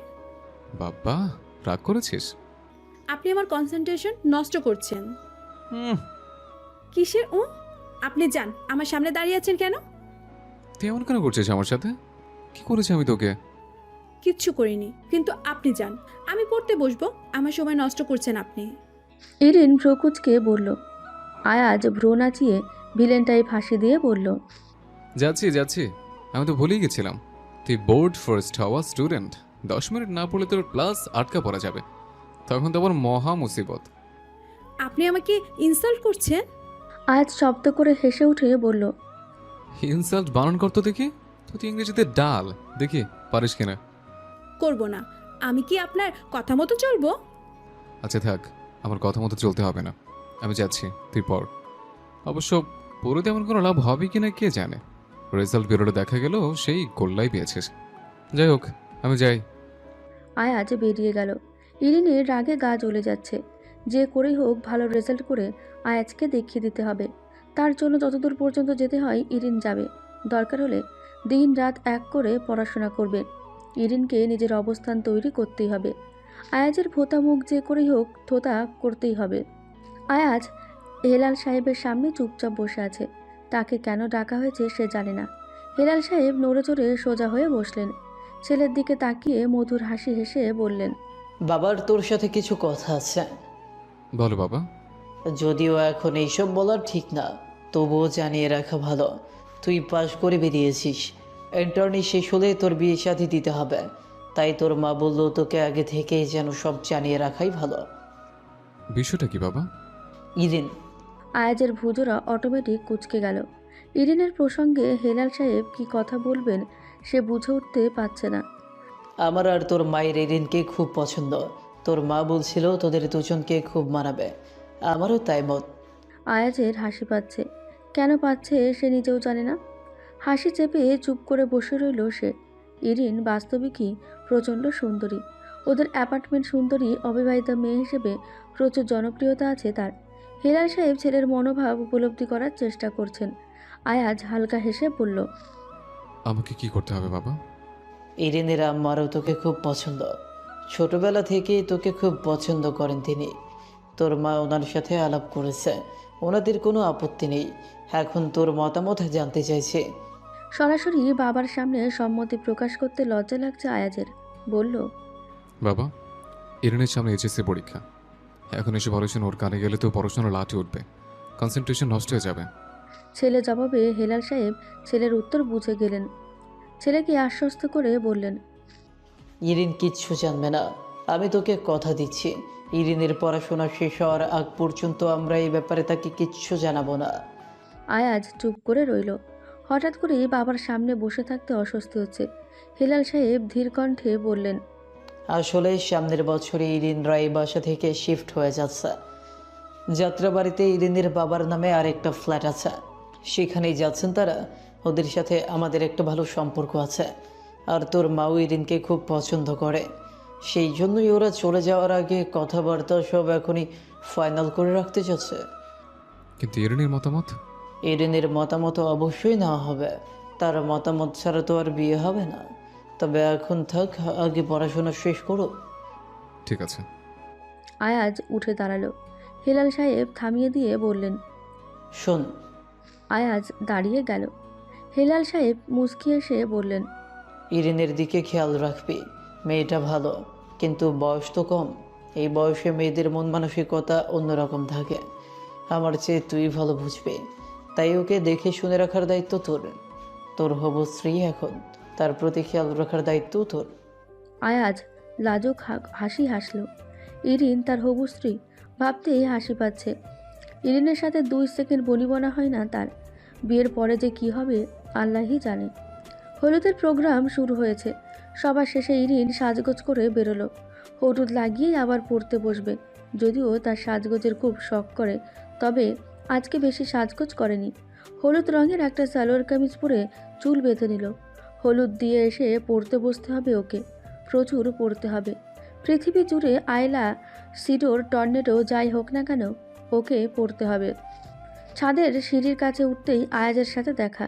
সিঁড়ি পথে হেলান দিয়ে দাঁড়িয়ে আছে, ফোনে কথা বলছে। ইরিন পাশ কাটিয়ে চলে গেল। আধ ঘন্টা পর হলুদ লাগিয়ে নামার সময়ও সেই একই জায়গায় আয়াজকে দাঁড়ানো দেখল, ফোন নিয়ে ব্যস্ত। এত কার সাথে কথা বলছে, তাও আধ ঘন্টা যাবৎ দাঁড়িয়ে? স্পেশাল কেউ হোক। ইরিনের কি? ইরিন কেন মাথা ঘামাচ্ছে? দ্রুত সিঁড়ি দিয়ে নেমে গেল সে। ফোনে কথা শেষ হলে আয়াজ ছাদে উঠল। রেশমি এসে বলল, ইরিকে একটা ফোন লাগাতো আজ। কেন? আমার ফোন ওর কাছে রাখতে দিয়েছিলাম, ভুলে নিচে নিয়ে গেছে বোধহয়। ঠিক আছে, আমি নিয়ে আসছি। আয়াজ তুতুটিকে নিয়ে নিচে নামলো। ওদের ফ্ল্যাটের তালা বন্ধ। সোহেলি তালা বন্ধ করে ছাদে আছেন। ইরিনদের ফ্ল্যাটের সদর দরজা খোলা। ভেতরে ঢুকতেই সোফার ওপর রেশমির ফোন রাখা দেখল। তুতুরিকে দিয়ে ছাদে ফোন পাঠিয়ে দিল সে। ইরিনদের বুয়া রান্নাঘরে কাজ করছে। আয়াজ ফ্যান চালু করে ক্লান্ত হয়ে সোফায় বসলো।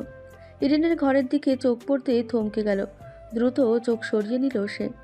সে যেখানে বসেছে সেখান থেকে ইরিনের ড্রেসিং টেবিলের আয়না স্পষ্ট দেখাচ্ছে। ইরিন জামার চেন খোলার চেষ্টা করছে। আয়াজ উঠে সাবধানে ইরিনের ঘরের দরজাটা বাইরে থেকে টেনে দিল। তারপর আবার সোফায় এসে বসলো। দ্রুত জামা চেঞ্জ করে বেরোলো ইরিন।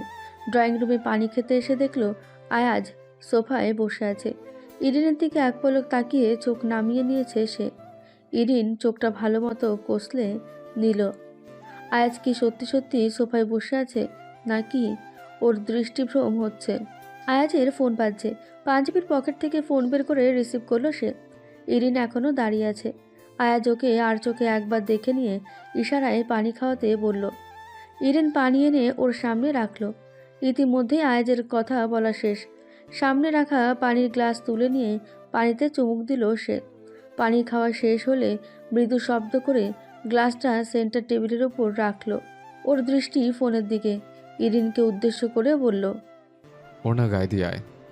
নিচের দিকে তাকিয়ে স্তব্ধা খেয়ে গেল ইরিন। সে এতক্ষণ আয়াজের সামনে ওড়না ছাড়া বসেছিল। বসা থেকে লাফ দিয়ে উঠে গেল। তারপর এক ছুটে এসে রুমে ঢুকলো। চাদরের মতো ওড়না গায়ে জড়িয়ে নিল।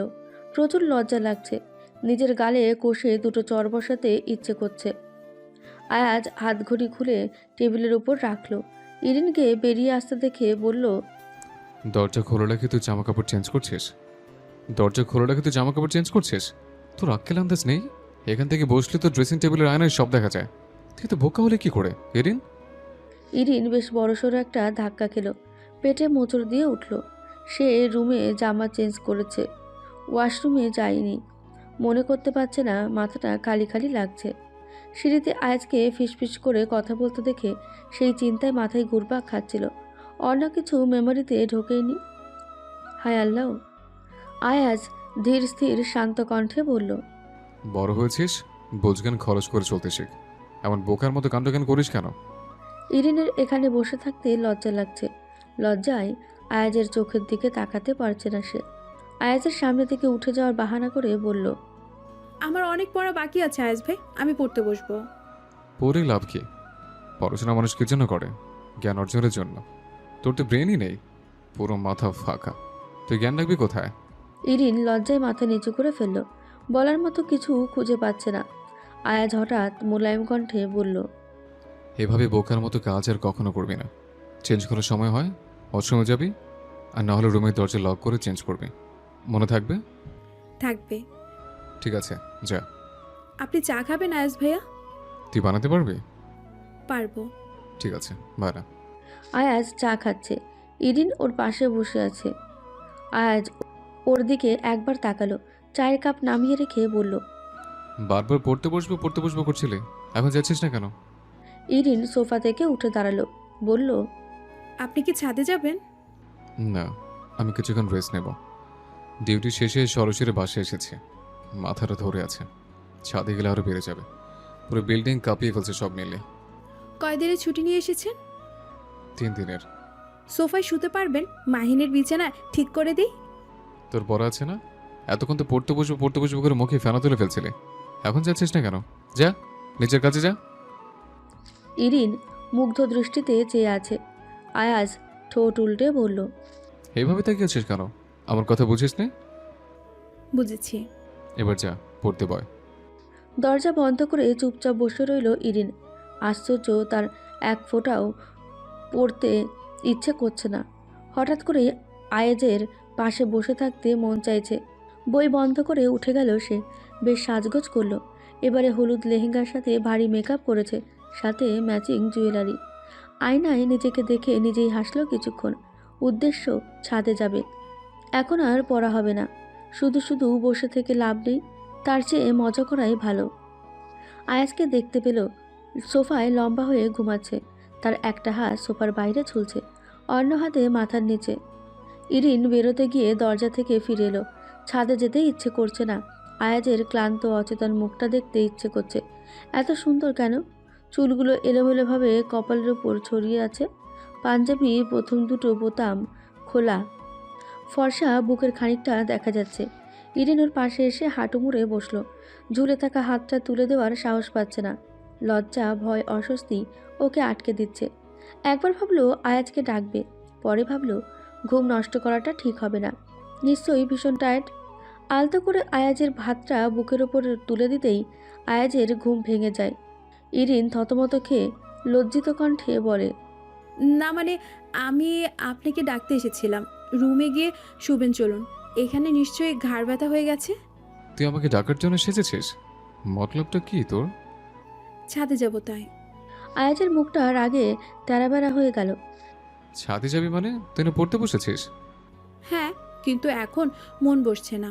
শুধু শুধু বসে থেকে তো লাভ নেই। মন বসছে না মানে কি? মনের নাম মহাশয়, যেভাবে বসাবি সেভাবে বসবে। যা, পড়তে বয়। আমি এখন ছাদে যাব। বেরো তুই।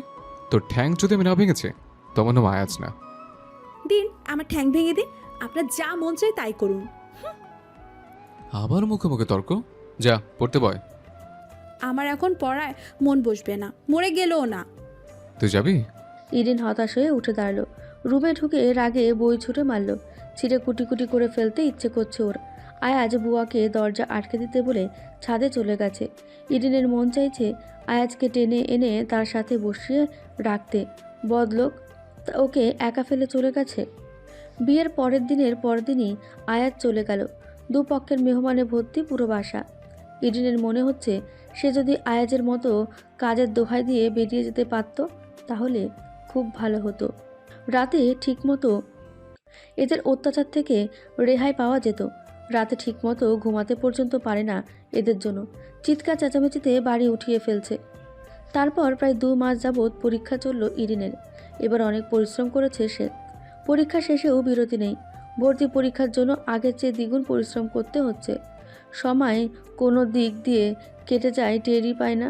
তবে মাঝে মাঝে অবসর পেলে বিয়ের ছবিগুলো দেখে আর হাসি।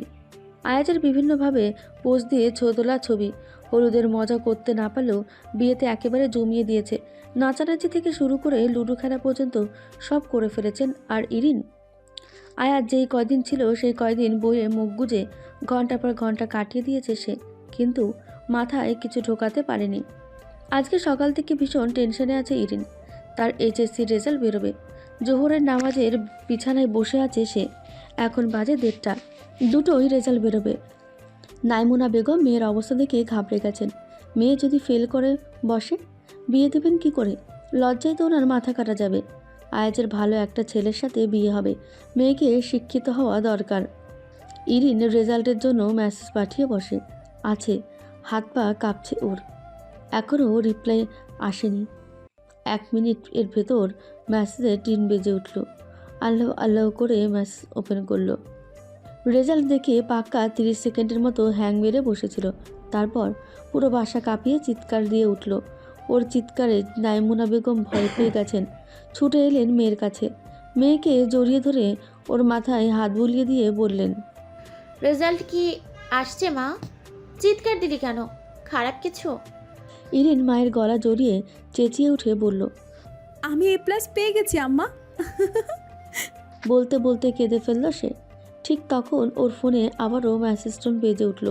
ফোনটা হাতে নিয়ে দেখলো টেলিকম থেকে মাত্র মেসেজ এসেছে। তাহলে কি সে স্বপ্ন দেখছিল এতক্ষণ? হায় আল্লাহ, দিবা স্বপ্ন? এটা কি করে হয়? না, এবার দেখলো রেজাল্ট ঠিকই আছে। তাহলে প্রথম মেসেজটা পাঠালো কে? ফোন হাতে নেই। প্রথম হাতে নিয়ে সেই নাম্বারে কল করলো, কিন্তু রিসিভ হলো না। মাইমুনা বেগম সন্দিগ্ধ গলায় বললেন, কাকে ফোন করছিস? রেজাল্ট কি ভুল এসেছে? রেজাল্ট ভুল হবে কেন? আমি নিজে মিলিয়ে দেখেছি। আমার রোল নাম্বার, রেজিস্ট্রেশন নাম্বার, এই যে দেখো। মাইমুনা বেগমের দিকে ফোন বাড়িয়ে দিল সে। মাইমুনা বেগম নিশ্চিন্ত হয়ে বললেন, তুই ফোন করলি কাকে? অপরিচিত নাম্বারটা কার ইরিন জানে না। মিথ্যে বলল সে। আমার এক বান্ধবীকে, ওর রেজাল্ট জানার জন্য। ফোন ধরেনি? হুম, এখন তুমি সোজা হয়ে দাঁড়াও তো, আমি সালাম করব। আব্বা কোথায়? মাইমুনা বেগম মেয়ের কথায় চুমু খেয়ে বললেন। তোর আব্বা মসজিদে। রাতের বেলা আবার ইরিন সেই অপরিচিত নাম্বারে ডায়াল করলো। দুবার রিং হওয়ার পর রিসিভ করলো। ইরিন বিরক্ত কণ্ঠে বলল, এই নাম্বার থেকে দুপুরে আমার ফোনে মেসেজ এসেছে। হ্যাঁ তো? আয়েশ ভাই আপনি? হ্যাঁ আমি।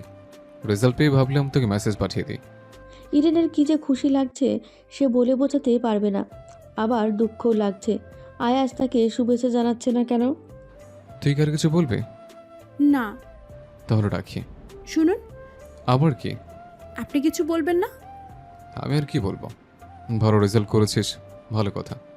ভর্তি পরীক্ষার জন্য মন দিয়ে পড়াশোনা কর। আসল চ্যালেঞ্জ ওইখানে। ভালো রেজাল্ট করে কোথাও চান্স না পেলে সে রেজাল্টের কোনো মূল্য থাকবে না। সুতরাং ঢেলেমি করলে চলবে না। প্রত্যেকটা মুহূর্ত কাজে লাগাতে হবে, ঠিক আছে? ঠিক আছে। রাখি আমি। খোদা হাফেজ। খোদা হাফেজ। ইরিন ফোন রেখে চুপ করে রইল। ঠিকই বলেছে। আয়াজ ভালো রেজাল্ট করে ভর্তি পরীক্ষায় কোথাও চান্স না পেলে মার ইজ্জত শেষ। এবার থেকে আরও বেশি বেশি করে পড়াশোনা করতে হবে তাকে। সবাই নিশ্চয়ই অনেক আশা করে আছে তার ওপর। সবাই নিশ্চয়ই আশা করে আছে ওর উপর। অবশেষে জান লাগিয়ে ভর্তি পরীক্ষার জন্য পড়াশোনা হলো। ইরিন মেডিকেলে ভর্তি পরীক্ষার জাতীয় মেধা তালিকার 97তম হয়েছে সে। পুরো অ্যাপার্টমেন্টে খুশির রোল পড়ে গেছে। ইরিনের বাবা পুরো মহল্লার লোকজনকে মিষ্টি খাইয়েছেন। ওনার মেয়ে যে এত প্রতিভাবান উনি জানতেনই না। মাইমুনা বেগম স্থির করে ফেললেন, মেয়ে যতদূর পড়তে চায় পড়বে। মেয়ের অমতে বিয়ে শাদী দেবেন না। এত ভালো রেজাল্ট করেছে ভাবতেই ওনার বুকটা ভরে যাচ্ছে। রেজাল্ট বেরোনোর সপ্তাহখানেক পর আয়াজ বাসায় এলো। ইদানিং তার ভীষণ ব্যস্ত সময় যাচ্ছে। প্রিলিতে চান্স পেয়ে গেছে সে। বাকি আছে রিটেন আর ভাইবা। ব্যস্ততার জন্য এই কয়েক মাসের মাঝখানে মাত্র একদিন এসেছিল, তাও সোহেলির অসুস্থতার কথা শুনে। এছাড়া আর কোনো ছুটি পায়নি। বিকেলবেলা ছাদে উঠল ইরিন। আয়াজকে দেখে চমকে গেল। দিন দিন কি আরও সুন্দর হয়ে যাচ্ছে নাকি মানুষটা? আর এভাবে কেন এসেছে? ডাক্তার মানুষ, পরনে একটা শর্টস আর টি শার্ট, কানে হেডফোন লাগিয়ে গান শুনছে। মনে হচ্ছে সদ্য যৌবনে পদার্পণ করা টাইপের যুবক, মনে হচ্ছে সদ্য যৌবনে পদার্পণ করা টকবকে তরুণ। আয়াজ ওকে দেখতে পায়নি। ইরিন ছাদের দরজার কাছে দাঁড়িয়ে কিছুক্ষণ স্থির হয়ে দাঁড়িয়ে রইল। এতদিন বাদে আয়াজের সাথে দেখা, সে নিশ্চয়ই ইরিনের রেজাল্টের খবর পেয়েছে। ছাদে উঠে চুপচাপ গিয়ে রেলিংয়ের ধার ঘষে বসলো সে। সাথে সাথে আয়াজ থমকে উঠল। বাদরের মতো ঝুলে বসেছিস কেন? তুই কোনোদিন মানুষ হবি না, তাই না? এখনো দাঁড়িয়ে আছে, নাম। ইরিনের দৃষ্টি ওর ফর্সা পায়ের মিশকালো লোমগুলোর দিকে। গোড়ালির ওপর থেকে হাঁটুর সামান্য নিচ পর্যন্ত। উফ, হার্ট অ্যাটাক করে ফেলবে সে। এভাবে শর্টস পরে ছাদে ওঠার কি দরকার? দেখানোর জন্য? এই, নামতে বলেছি না তোকে, নাম। ইরিন নেমে গেল, কোনো প্রত্যুত্তর দিল না। আয়াজ তীক্ষ্ণ দৃষ্টিতে ওর দিকে চেয়ে আছে। ইরিনের মনে মনে আনন্দ হচ্ছে। আয়াজের কাছে সরে এসে বলল, কবে এসেছেন? তুই জানিস না? আমি জানবো কি করে? তুতুরিকে চকলেট দিয়েছিলি কেন? ইরিন শুকনো ঢোক গিলল। তুতুরিকে বলেছিল আয়াজ ছাদে এলে সে যেন ইরিনকে চুপি চুপি এসে বলে যায়, কিন্তু তুতুরি সে কথা আবার আয়াজকে বলে দিয়েছে। ইরিন লাজুকভাবে হাসল। বাচ্চা মেয়েটাকে এভাবে বলা ঠিক হয়নি। আমতা আমতা করে বলল, আসলে আপনার সাথে জরুরি আলাপ ছিল। আপনি ব্যস্ত মানুষ, তাই তুতুরিকে বলেছিলাম আপনি ছাদে এলে যাতে আমাকে ইনফর্ম করে। ছাদ ইনফর্ম করার দরকার কি? বাসি গেলে না কেন? বিয়ের আগে শ্বশুরবাড়ি বেশি যাওয়া ভালো না। কিন্তু শব্দ করে বলল, আমি তো আপনাদের বাসায় যাব না। আপনার সাথে না আমার ঝগড়া হয়েছিল? নাটক করছিস? ঠাস করে মারবো, ফাজিল। ইরিন আশাহত হলো। আয়াজ তো সে আগের মতোই ব্যবহার করছে। সে কি ইরিনের ঢাকা মেডিকেলে চান্স পাওয়ার খবরটা জানে না? আচ্ছা বাদ দিন, আপনার বান্ধবী শিলা কেমন আছে? ওই যে যাকে আপনি আপনার রেজাল্টের দিন নীল একটা জামদানি গিফট করেছিলেন। ওর বিয়ে হয়ে গেছে, হাজব্যান্ডের সাথে কানাডা চলে গেছে। ও, তুই ওর কথা জিজ্ঞেস করছিস কেন? এমনিতে উনি ডামেকের ছাত্রী না? হ্যাঁ তো? কিছু না। আয়াজ আবারও ফোনে মনোযোগ দিল। ইরিনের বিরক্ত লাগছে। আয়াজকে ধাক্কা দিয়ে ছাদ থেকে ফেলে দিতে ইচ্ছে করছে। ইরিনের রেজাল্ট নিয়ে একটা কথাও বলছে না সে। ইরিন উসখুস করে বললেন, আমি ঢাকা মেডিকেলে চান্স পেয়েছি মাহমুদ ভাই। শুনেছি, বাসা আসার পর ভাবি বলেছে। 97তম হয়েছি। হুম। কি হুম? আপনি কি আমার কথা শুনছেন? আমি 97তম হয়েছি। শুনেছি। না শোনেননি। এত ভালো একটা কথা বললাম আপনাকে, আপনি চুপ করে দাঁড়িয়ে আছেন। তা আমি কি করব? মাথায় তুলে নাচবো তোকে? আজব, এতবার বলার কি আছে? আমি মাত্র 2বার বলেছি। তোর দুবার বলাতে আমার 200 বার বলার চেয়ে বেশি বিরক্ত লেগেছে। আপনি এত রেগে যাচ্ছেন কেন? রাখবো না তো কি করব? সব করছিস কেন? চান্স পেয়েছিস ভালো কথা, এখানে তো সব শেষ নয়। আগে পাশ করে বেরো, এখন নাচানাচি করছিস। এত সহজ না মেডিকেল লাইফ। ইরিনের চোখ দিয়ে পানি পড়ছে। শিক্ষা হয়ে গেছে এখন ওর। আয়াজ বিরক্ত কণ্ঠে বলল, তুই কি বলতে এসছিস? বলি বিদায় হ। ইরিন জবাব দিল না, হাঁটা ধরল। নিজেকে কিভাবে আয়াজ? সে কি আরবের খোরমা খেজুর, নায়ক সালমান খান, নাকি ওমার বোরকান আল গালা? ইরিন আর কখনো ওর সাথে কথা বলবে না, নিজের মতো থাকবে সে। আয়াজ থাকুক তার ভাবনা নিয়ে। ওকে ফিরে যেতে দেখে তড়িৎ গতিতে ওর সামনে এসে দাঁড়ালো আয়াজ। ইরিনকে এভাবে বলা ঠিক হয়নি তার। ইরিনের সাথে ঝগড়া করতে করতে সব কিছু নিয়ে ঝগড়া করার অভ্যাস হয়ে গেছে তার। কিন্তু এই মুহূর্তে ইরিনকে এভাবে হার্ট করা একদমই উচিত হয়নি। নরম কণ্ঠে বলল, যাচ্ছিস কেন? কি বলতে এসেছিলাম ভুলে গেছি। বলে গেছিস? এত বলেছিস কেন তুই? তোর কি ডিসোসিয়েটিভ অ্যামনেশিয়া? ওড়না পড়তে ভুলে যাস, চেঞ্জ করার সময় দরজা বন্ধ করতে ভুলে যাস, কি বলতে এসছিস সেটা ভুলে যাস। মন কোথায় থাকে? তবে ইরিনের রাগ পড়ল না। নাক মুখ লাল করে বলল, অ্যামনিশিয়া কি না জানি না, তবে বুঝেন তো, গাধা টাইপ স্টুডেন্ট, ব্রেন অত শার্প না, তাই সব ভুলে যাই। আমি কখন বললাম তুই গাধা টাইপ স্টুডেন্ট? আপনি সরুন আমার সামনে থেকে, আমি নিচে নামবো। না, এখন তুই নামতে পারবি না। হুট করে আমাকে একটা কথা বলে ব্লেম করে দিলি। উইদাউট এক্সপ্লেনেশন তো তুই চলে যেতে পারবি না। ইরিন হাত জোর করে মাপ চাইবার ভঙ্গি করে বলল, আমি সরি আয়েস ভাই, আমার ভুল হয়ে গেছে। আমি আর কখনো এমন বেফাস কথা বলবো না। এবারের মতো মাফ করে দিন। ওর সূক্ষ্ম তিরস্কারটা ধরতে আয়াজের সময় লাগলো না। ইরিনের রাগের পরিমাণটা আন্দাজ করে ফেলল। মুচকি হেসে বলল, আচ্ছা যা, সরি। আমি আপনাকে কিছু বলেছি। ইরিন আবার হাঁটা ধরল। আয়াজ আবার পথ আটকে দাঁড়িয়ে বলল, সরি বললাম তো। আপনি আমার সামনে থেকে সরুন।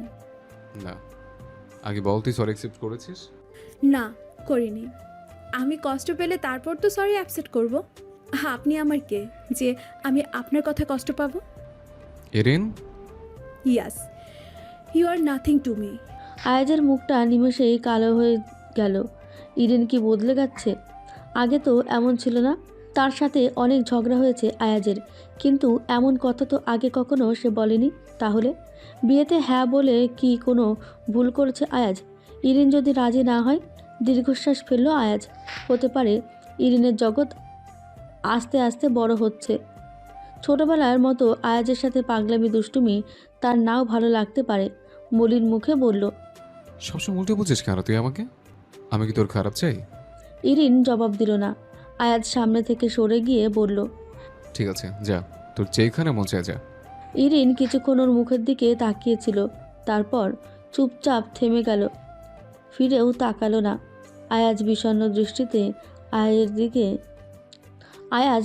দৃষ্টিতে আকাশের দিকে তাকিয়েছে। বৃষ্টি হবে মনে হচ্ছে, মন খারাপের বৃষ্টি। দুপুরের দিকে মাইমুনা বেগম ঘরে দরজা বন্ধ করে শুয়ে আছেন। ওনার প্রেশার বেড়ে গেছেন। সকালে উনি ইরিনের গালে শটাং করে চর বসিয়ে দিয়েছেন। ওকে বুঝিয়ে বুঝিয়ে উনি হয়রান হয়ে গেছিলেন। শেষে আর রাগ সামলাতে পারেননি। ইরিন কিছুতেই ভর্তি হতে যাবে না। এদিকে আজকে লাস্ট ডেট, অথচ সে গো ধরেছে মেডিকেলে পড়বে না। ঢাকা ইউনিভার্সিটিতে জুলজি পেয়েছে, ওটা নিয়েই পড়বে। হঠাৎ করে ওর এমন মতিভ্রম হলো কেন সবাই বুঝতে পারছে না। আয়াজের বাবা হেলাল সাহেব নিজে এসে বুঝিয়ে গেছেন, তবুও তার সিদ্ধান্ত বদল হলো না। ঘড়িতে কাটায় কাটায় 2:30 বাজে। কলিং বেল বেজে উঠল। তার সাথে একবার নকও হলো। ইরিন দরজা খুলতে গেল। মাইমুনা বেগম ঘর আটকে বসে আছেন, বেরোবেন না। আয়াজকে দেখে ইরিন চমকালো না। তার কেন জানি মনে হয়েছিল আয়াজ আসবে, ওকে ঝাড়ি মেরে বলবে, কি পাগলামি শুরু করেছিস তুই? হ্যাঁ। ক্লান্ত বিধ্বস্ত চেহারা নিয়ে দরজার বাইরে দাঁড়িয়ে আছে আয়াজ। কোনো রকম ভনিতা ছাড়াই বলল, রেডি হয়ে আয়। কেন? আমি এখন কোথাও যাব না। আমার মেজাজ খারাপ করিস না এরিন, যা তাড়াতাড়ি রেডি হয়ে আয়। ইরিন রেডি হতে চলে গেল। ফিরে এসে দেখল আয়াজ সোফায় বসে আছে। রেডি? ইরিন হাসিচোখ মাথা নাড়ল। গাড়ি নিল না আয়াজ, রিক্সা আগেই ঠিক করে রেখেছিল। বাসার নিচে দাঁড় করিয়ে ওপরে উঠে এসেছে সে। ইরিনকে নিয়ে রিক্সায় উঠে বসল। ঢাকা মেডিকেল কলেজের সামনে এসে রিক্সা থামল। রিক্সা থেকে নেমে রাস্তা পার হওয়ার সময় ইরিনের ডান হাত চেপে ধরে রাস্তা পার করলো। ইরিনের লজ্জা লাগছে, এত বড় মেয়েকে কেউ ধরে ধরে রাস্তা পার করায়। ফিসফিস করে বলল, আমার হাত ছাড়ুন আয়াস ভাই, আমি রাস্তা পার হতে পারবো। আয়াজ ছাড়ল না, এমনকি ইরিনের কথার জবাবে কোনো কথাই বলল না। গেটের সামনে এসে হাত ছেড়ে দিল। তারপর দুজনে একসঙ্গে ভেতরে ঢুকলো। ভালো লাগা, আবেগ, আনন্দ, লজ্জা সব মিলিয়ে অদ্ভুত এক উত্তেজনা চলছে ইরিনের ভেতর। আয়াজের পাশে রিকশায় বসে আছে সে। ভর্তি শেষ, বর্তমানে ঢাকা মেডিকেল কলেজের first year student Irin. Ayaz থমথমে গলায় বলল, আমার 8,700 টাকা আমাকে ফেরত দিয়ে দিবি। দেব না। দিবি না মানে? দেব না মানে দেব না। তোদের গোষ্ঠীর শুদ্ধ সবাই বাটপার নাকি? তোর বোন সেদিন আমার ভাইয়ের পকেট থেকে 9,500 টাকা ছড়িয়েছে। ভাইয়াকে দেখলাম প্যান প্যান করছে। এটা তো রীতিমতো ডাকাতি। তোর ডাকাতের বংশধর। ইরিন চোখ পাকালো। আয়াজ সমঝোতার ভঙ্গিতে হাত নাড়িয়ে বলল, যাই হোক, আমার টাকা আমাকে ফেরত দিবি। আচ্ছা দেব, কিন্তু ভর্তি তো 8,400। আপনি বাকি 300 টাকা বেশি চাইলেন কেন? গাড়ি ভাড়া কি তোর শ্রদ্ধেয় আব্বাজান দিয়েছে? কিপটা। কি কিপটা? আপনি একটা কিপটুস। তুই তো বিরাট নির্লজ্জ রে এরিন। আমি যে এত কষ্ট করে তোকে ভর্তি করিয়েছে, তো সেই কৃতজ্ঞতা বোধ পর্যন্ত নেই। ডিউটি করতে করতে দম ফেলার সুযোগ পাই না, তা তোর জন্য জান মাটি করে আসতে হলো। তুই টাকার হিসেব করিস? আমি কিন্তু আপনাকে আসতে বলেছি। তুই বললে আমি আসতাম? তোর শ্রদ্ধেয় আম্মাজান ফোন দিয়ে কান্না জোরে দিলেন। তোকে ঠিক করার দায়িত্ব তো উনি আমার উপরে দিয়েছেন, তাই বাধ্য হয়ে আসতে হলো। আম্মা আপনাকে ফোন দিয়েছে? জি দিয়েছি, আপনার শ্রদ্ধেয় আব্বাজানও দিয়েছে। ইরিন আবারও আশাহত হলো। আয়াজের ক্লান্ত লাগছে। এই নির্বোধ মেয়েটার জন্য টানা 18 ঘন্টা ডিউটি শেষে খেতে পর্যন্ত পারেনি সে। মাইমুনা বেগমের কাছ থেকে সব শুনে ওর মাথা খারাপ হয়ে গেছিল। বোকা মেয়েটা যে তার উপর জেদ করেই মেডিকেলে পড়বে না বলে সিদ্ধান্ত নিয়েছে, সেটুকু বুঝতেই ওর অসুবিধা হলো না। অনেক দৌড়ঝাঁপ করে ছুটি নিয়ে ইরিনকে ভর্তি করাতে এসেছে সে। খাওয়ার সময়টুকু পর্যন্ত পায়নি। এখন খিদেই ওর পেট চোচো করছে। রাস্তার পাশের একটা হোটেলের সামনে রিকশা থামলো। আয়াস খাচ্ছে। ইরিন নিচু গলায় বলল, আপনি এমন রাক্ষসের মতো খাচ্ছেন কেন আয়াস ভাই? আপনাকে দেখে মনে হচ্ছে কতদিনের অভুক্ত আপনি। জেলখানায় কয়েদিদের মতো খাবারের উপর হামলে পড়েছেন। একটুখানি হাসলো ইরিন। আয়াস খাওয়া বন্ধ করলো না, চিবিয়ে চিবিয়ে বলল, আমার হাত খালি নেই, তা না হলে এই মুহূর্তে তুই আমার হাতে ঠাটিয়ে দুটো চর খেতে। ইরিন আবারও হাসলো। আয়াস খেতে খেতে বলল, বিল তুই দিবি? ইরিন ভেঙচি কাটল। অসভ্য লোকটা নিজে নিজেই খেয়ে চলেছে। ওকে একটাবার জিজ্ঞেস পর্যন্ত করেনি খাবে কিনা। এখন আবার বলছে বিল ওকে দিতে হবে। আমি কেন দেব? খাচ্ছেন তো আপনি। তাছাড়া আমি টাকা নিনি। কেন দিবি মানে? তোকে নিয়ে যে বেকার খাটলাম, তোর কোনো দাম নেই? টাকা না থাকলে বড় দিবি? তার মানে আপনি মজুরি চাচ্ছেন, পারিশ্রমিক? আয়াস খাওয়া থামিয়ে দিল। ইরিন হাসছে। আয়াজের রাগি রাগি মুখ দেখেও কোনোভাবেই থামছে না তার হাসি। আয়াজ আচমকা ইরিনের মুখের ভেতর আস্ত লেগ পিস ঢুকিয়ে দিয়ে বলল, বেয়াদবি করতে না করেছে না? হাস, এবার ভালো করে হাস। হাত পা ছড়িয়ে হাস, গড়িয়ে গড়িয়ে হাস, তোর যেভাবে মন চায় সেভাবে হাস। হাসি থামিয়ে ইরিন কাঁদো কাঁদো চেহারা নিয়ে আয়াজের দিকে তাকালো। আয়াজ নামক জল্লাদটার সাথে মজা করার শাস্তি হাড়ে হাড়ে টের পেয়েছে সে। আশেপাশের লোকজন সবাই হা করে ওর দিকে চেয়ে আছে আর ভাবছে বেচারি অসহায়। তবে আয়াজকে শিক্ষা দেওয়ার ভালো একটা ফোন দিয়ে আটলো মনে মনে। মাংসের টুকরোটা মুখে নিয়ে বসে রইল চুপচাপ। আয়াজ টেনে ওর গাল থেকে লেগ পিসটা বের করতে চাইল, কিন্তু শক্ত করে কামড়ে ধরে বসে আছে সে। ফেলছেও না, গিলছেও না। এই তুই খাবি? আমি কিন্তু এটা মুখ দিয়েছে। ইরিন ফেলল না, আগের মতোই বসে রইল। আজও মুখে ধরে রেখেছিস কেন? হয় খা, নয়তো ফেলে দে। ইরিনের এই কথার মানে হচ্ছে আপনি আমার মুখে ঢুকিয়েছেন কেন, কিন্তু মাংসের টুকরোটা মুখের ভেতর থাকায় তার কথার কিছুই বোঝেনি আয়াজ। সরু চোখে তার দিকে চেয়ে রইল। তুই মুড়ে গুড়ে কি বলছিস এসব? ইরিন জবাব না দিয়ে মাংসটা চিবানো শুরু করে দিল। আয়াজের মুখের ওপর এবার বিরাট আকারের একটা প্রশ্নবোধক চিহ্ন ঝুলে উঠেছে। এর মানে হচ্ছে, আমার জীবনে মাংস তুই খাচ্ছিস কি করে? ইরিন হাসলো। আগের মতোই আয়াজের আধ খাওয়া মাংসটা খেতে খেতে বলল, দারুণ টেস্টি। আস্তে খা, মুখে চারপাশে লেগে যাচ্ছে তো। এই বলে সে পকেট থেকে রুমাল বের করে ইরিনের দিকে বাড়িয়ে দিল। মুখ মোচ। মুছিয়ে দিন। ঢং করবি না, নে ধর। ইরিন ঠোঁট ফুলিয়ে রুমালটা নিয়ে মুখ মুছল। সে তো ভুলেই গেছে এই মানুষটা বেরসিক, নিরস, জঘন্য রকমের মানুষ। এর কাছে কিছু আশা করাটাই বোকামি। খাওয়া শেষে দুজনে বেরিয়ে আবার রিকশায় উঠল। আয়াজ বিরক্ত গলায় বলল, তুই আমাকে আরো 80 টাকা দিবি বেশি। কেন? আমার নতুন রুমাল তুই নষ্ট করেছিস তাই। ইরিন একটা দীর্ঘশ্বাস ছেড়ে বিড়বিড় করে বলল, আর কি কি বাদ আছে মিস্টার আয়েজ রহমান? আমাকে দিতে আসার জন্য আপনি যেই শার্ট প্যান্ট পরে এসেছেন তার দাম বাকি কেন? সেগুলোরও কথা বলুন, আমি দিয়ে দেব। আপনার সব টাকা আমি দিয়ে দেব, চাইলে আন্ডারওয়্যারের দামও দিয়ে দেব। এই কি বিড়বিড় করছিস তুই? ইরিন চুপ মেরে গেল। ভাগ্যিস আয়াজ শুনতে পায়নি, পেলে হয়তো সত্যি সত্যি আন্ডারওয়্যারের দাম ধরে বসতো। ছি ছি ছি।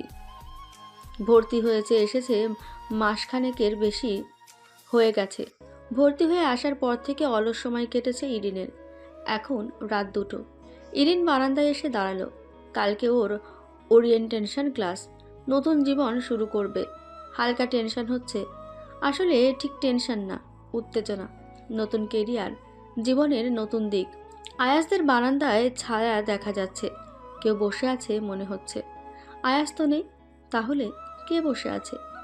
ইরিন আবার তাকালো, নেই। একটু পর আবার দেখলো, বিরক্ত লাগছে। কি হচ্ছে এসব তার সাথে? সারাদিন আয়াসকে ভেবে ভেবে মাথাটা খারাপ হয়ে যাচ্ছে। রাত দুপুরেও জ্বালাতন। হঠাৎ আয়াজের ডাক শুনে চমকে উঠল। হরিণ? ইরিন জবাব দিল না। ওর দৃষ্টিভ্রমের সাথে কি শ্রুতিভ্রম হচ্ছে? শিওর না। রুমে ঢুকে যাবে যদি সত্যি সত্যি আয়াজ হয়। আয়াজ ফোনের টর্চ অন করে ওদের বারান্দায় আলো ধরল। আলোটা ঠিক ইরিনের চোখ বরাবর এসে পড়েছে। হাত দিয়ে আলো ঢাকার চেষ্টা করলো সে। এত রাতে বারান্দায় কি করিস? তোর না কালকে ক্লাস? আপনি হ্যাঁ আমি। আপনি সত্যি সত্যি? আশ্চর্য, আমিই তো। আপনি কবে এসেছেন? আজকে সন্ধ্যায়। ইরিনের মন খারাপ হয়ে গেল। কত আশা করে রেখেছিল কালকে হসপিটালে গিয়ে ও আয়াজের সাথে দেখা করবে। ওর মেডিকেল লাইফের প্রথম দিন বলে কথা, কিন্তু আয়াজ তো বাসায় চলে এসেছে। থাকবেন নাকি? 2 দিন আছে। ও, আয়াজ ওকে মৃদু গলায় ধমক দিয়ে বলল। তুই এত রাতে চুল ছেড়ে দিয়ে বারান্দায় কি করিস? চুল বাঁধ। ইরিন হাত খোপা করে চুল বেঁধে ফেলল। ঘুম আসছে না। অলস লোকের ঘুম কম হয়, তুই তো অকর্মা ঢেকি, তাই তোর ঘুম কম হয়। অবশ্য মেডিকেল লাইফে রাত জাগতে পারাটা ভালো অভ্যাস। ঘুম যত কম যেতে পারবি ততই মঙ্গল। রাত জেগে পড়াশোনা করা যায়, তবে তোর ব্যাপার আলাদা। তুই তো বিশ্ব ফাঁকিবাজ। আপনিও তো রাতে ঘুমান না, গুনগুন করে গান গান আর কফি খান। আয়াজ হা করে ওর দিকে চেয়ে আছে, তারপর বলল। সে তো অনেক রাতের দিকে। তুই রাত জেগে আমাকে পাহারা দিস? ইরিন ঠোঁট কামড়ালো, তারপর বলল। পাহারা দিব কেন? প্রায় আপনাকে দেখি তাই। যা শুয়ে পড়, সকালে তো তাড়াতাড়ি উঠতে হবে। ইরিন চুপচাপ দাঁড়িয়ে রইল। আজকে সারা রাত আয়াজের সাথে গল্প করতে ইচ্ছে করছে তার। দাঁড়িয়ে আছিস কেন? তোকে যেতে বললাম না? ইরিন ভেতরে ঢুকে গেল, কারণ যতক্ষণ না ইরিন ভেতরে ঢুকবে ততক্ষণ আয়াজ চিল্লাচিল্লি করে যাবে। তার চেয়ে ভেতরে ঢুকে যাওয়াই ভালো। রুমে ঢুকে ইরিন কাঁথা মুড়ি দিয়ে চোখ বন্ধ করলো। আয়াজ গুনগুন করছে। ইরিনের মনে হচ্ছে পৃথিবীর সবচেয়ে মধুর সুর ওর কানে বাজছে। আয়াজ ভাই সিঙ্গার হলেই পারত, একটু রোমান্টিকও হতে পারত। আহ, আফসোস। পরের দিন সকালবেলা লিফটের কাছে আয়াজকে দাঁড়ানো দেখে ইরিন অবাক হয়ে গেল। কণ্ঠে বিস্ময় নিয়ে জিজ্ঞেস করলো। এত সকালে কোথায় যাচ্ছেন আপনি? হসপিটালে। আপনি না ছুটি নিয়েছিলেন? হ্যাঁ, আর্জেন্ট একটা কাজ পড়ে গেছে। ভালোই হলো, আপনার সাথে যেতে পারবো। আমার একটা কাজ আছে, কাজ শেষে আমি হসপিটাল যাব। তোর দেরি হয়ে যাবে, তুই চলে যা। হোক দেরি, আমি আপনার সাথে যাব। আমি যেতে যেতে তোর ক্লাস মিস হয়ে যাবে তো? হবে না। আচ্ছা আয়। আপনার আবার কোনো সমস্যা হবে না তো? মানে আপনার বন্ধু বান্ধবরা যদি কেউ দেখে? হবে না। ওরা যদি আমার কথা জিজ্ঞাসা করে কি বলবেন? আয়াস চিন্তায় পড়ে গেল। সত্যি তো, কি বলবে সে? ইরিন ঠোঁট কামড়ে দাঁড়িয়ে আছে। কি হলো, কি বলবেন ওদেরকে? বলবো আমার কাজিন, ছোট বোনের মতো। আমি কেন আপনার ছোট বোন হতে যাব? তুই রাখছিস কেন? আমি ছোট বোন বলেছি নাকি? আমি ছোট বোনের মতো, কাজিন সিস্টার। ইরিন গটগট করে বেরিয়ে গেল। পেছনে ফিরে তাকালো না পর্যন্ত। আয়াজ মুখ টিপে হাসছে। সে যা ভাবছে, ইরিন যদি সত্যি সত্যি সেই কারণে রেগে থাকে, তাহলে আজকে আয়াজ সবাইকে ট্রিট দিবে। ইরিন হেঁটে অনেক দূর চলে গেছে। আয়াজ বড় বড় কদম ফেলে ওর কাছে এগিয়ে এলো। সামনে দাঁড়িয়ে পথ আটকালো। ইরিন অন্যদিকে মুখ ফিরিয়ে দাঁড়িয়ে আছে। আয়াজ মুচকি হেসে বলল। ইদানিং তুই যে অল্পতে আমার উপর রেগে যাস, সেটা কি তুই জানিস? জানি। তাহলে রাখছিস কেন? আমার ইচ্ছে। আচ্ছা, হ্যাঁ, আপনি শুনুন, আমার ক্লাসে দেরি হয়ে যাচ্ছে। তুই না বলি আমার সাথে যাবি? না, যাব না। কেন যাবি না? তোকে কাজিন সিস্টার বলেছি বলে? আচ্ছা তুই বল, আমি কি বলবো তোকে? আপনার বান্ধবী। আয়াজ হো হো করে হাসা শুরু করে দিল। ইডেনের মাথায় চাটি মেরে বলল। ইস, আমার বান্ধবী। আমার বয়স কত জানিস? কত? 26। তো কি হয়েছে? বোকার মতো কথা বলিস না তো ইরিন। ফার্স্ট ইয়ারের স্টুডেন্ট একজন ইন্টার্ন ডাক্তারের বান্ধবী, মানে বলছিস এর? পরে যখন তোর ব্যাচমেটরা খ্যাপাবে তখন কিন্তু আমাকে দোষ দিতে পারবি না। আপনাকে খেপাবে না? না। না, কেন? সেটা তোর জানার দরকার নেই। আয় গাড়িতে ওঠ, এবার সত্যি সত্যি দেরি হয়ে যাচ্ছে। ইরিন গাড়িতে উঠে বসলো। আয়াজ ওকে ক্লাসের সামনে নামিয়ে দিয়ে চলে গেল। ইরিন সেদিকে তাকিয়ে মুচকি হাসল। পড়াশোনায় ডুবে থাকতে থাকতে সময় যে কত দ্রুত চলে যাচ্ছে সেটা ইরিনের মাথাতেই নেই।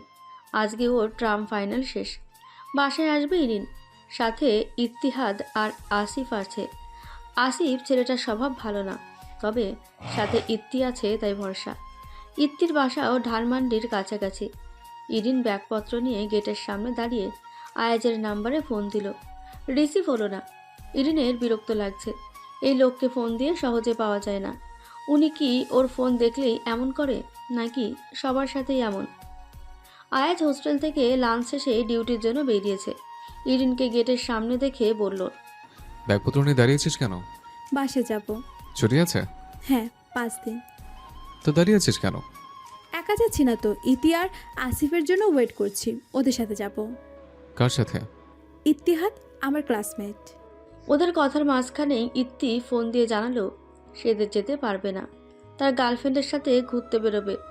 বিরক্তি ফুটে উঠল ইরিনের চেহারায়। আয়াজ ওর বিরক্ত মুখের দিকে তাকিয়ে বলল, কোনো সমস্যা? ইতি যাচ্ছে না, আমাকে আসিফের সাথে যেতে হবে। তুই ওর সাথে যাবি? হ্যাঁ, আমি ইত্তিকে বাসে যাব বলেছিলাম, তখন আসিফ বলল সেও যাবে। ওর সাথে যাওয়ার দরকার নেই, ফোন করে বারণ করে দে, বল তুই যেতে পারবি না। কেন? আমার তো ছুটি আছে। আমি বলেছি তাই। আমি আম্মার সাথে দেখা করে চলে যাব। আমি নিয়ে যাবো তোকে। ইরিন চোখ বড় বড় করে চেয়ে আছে আয়াজের দিকে।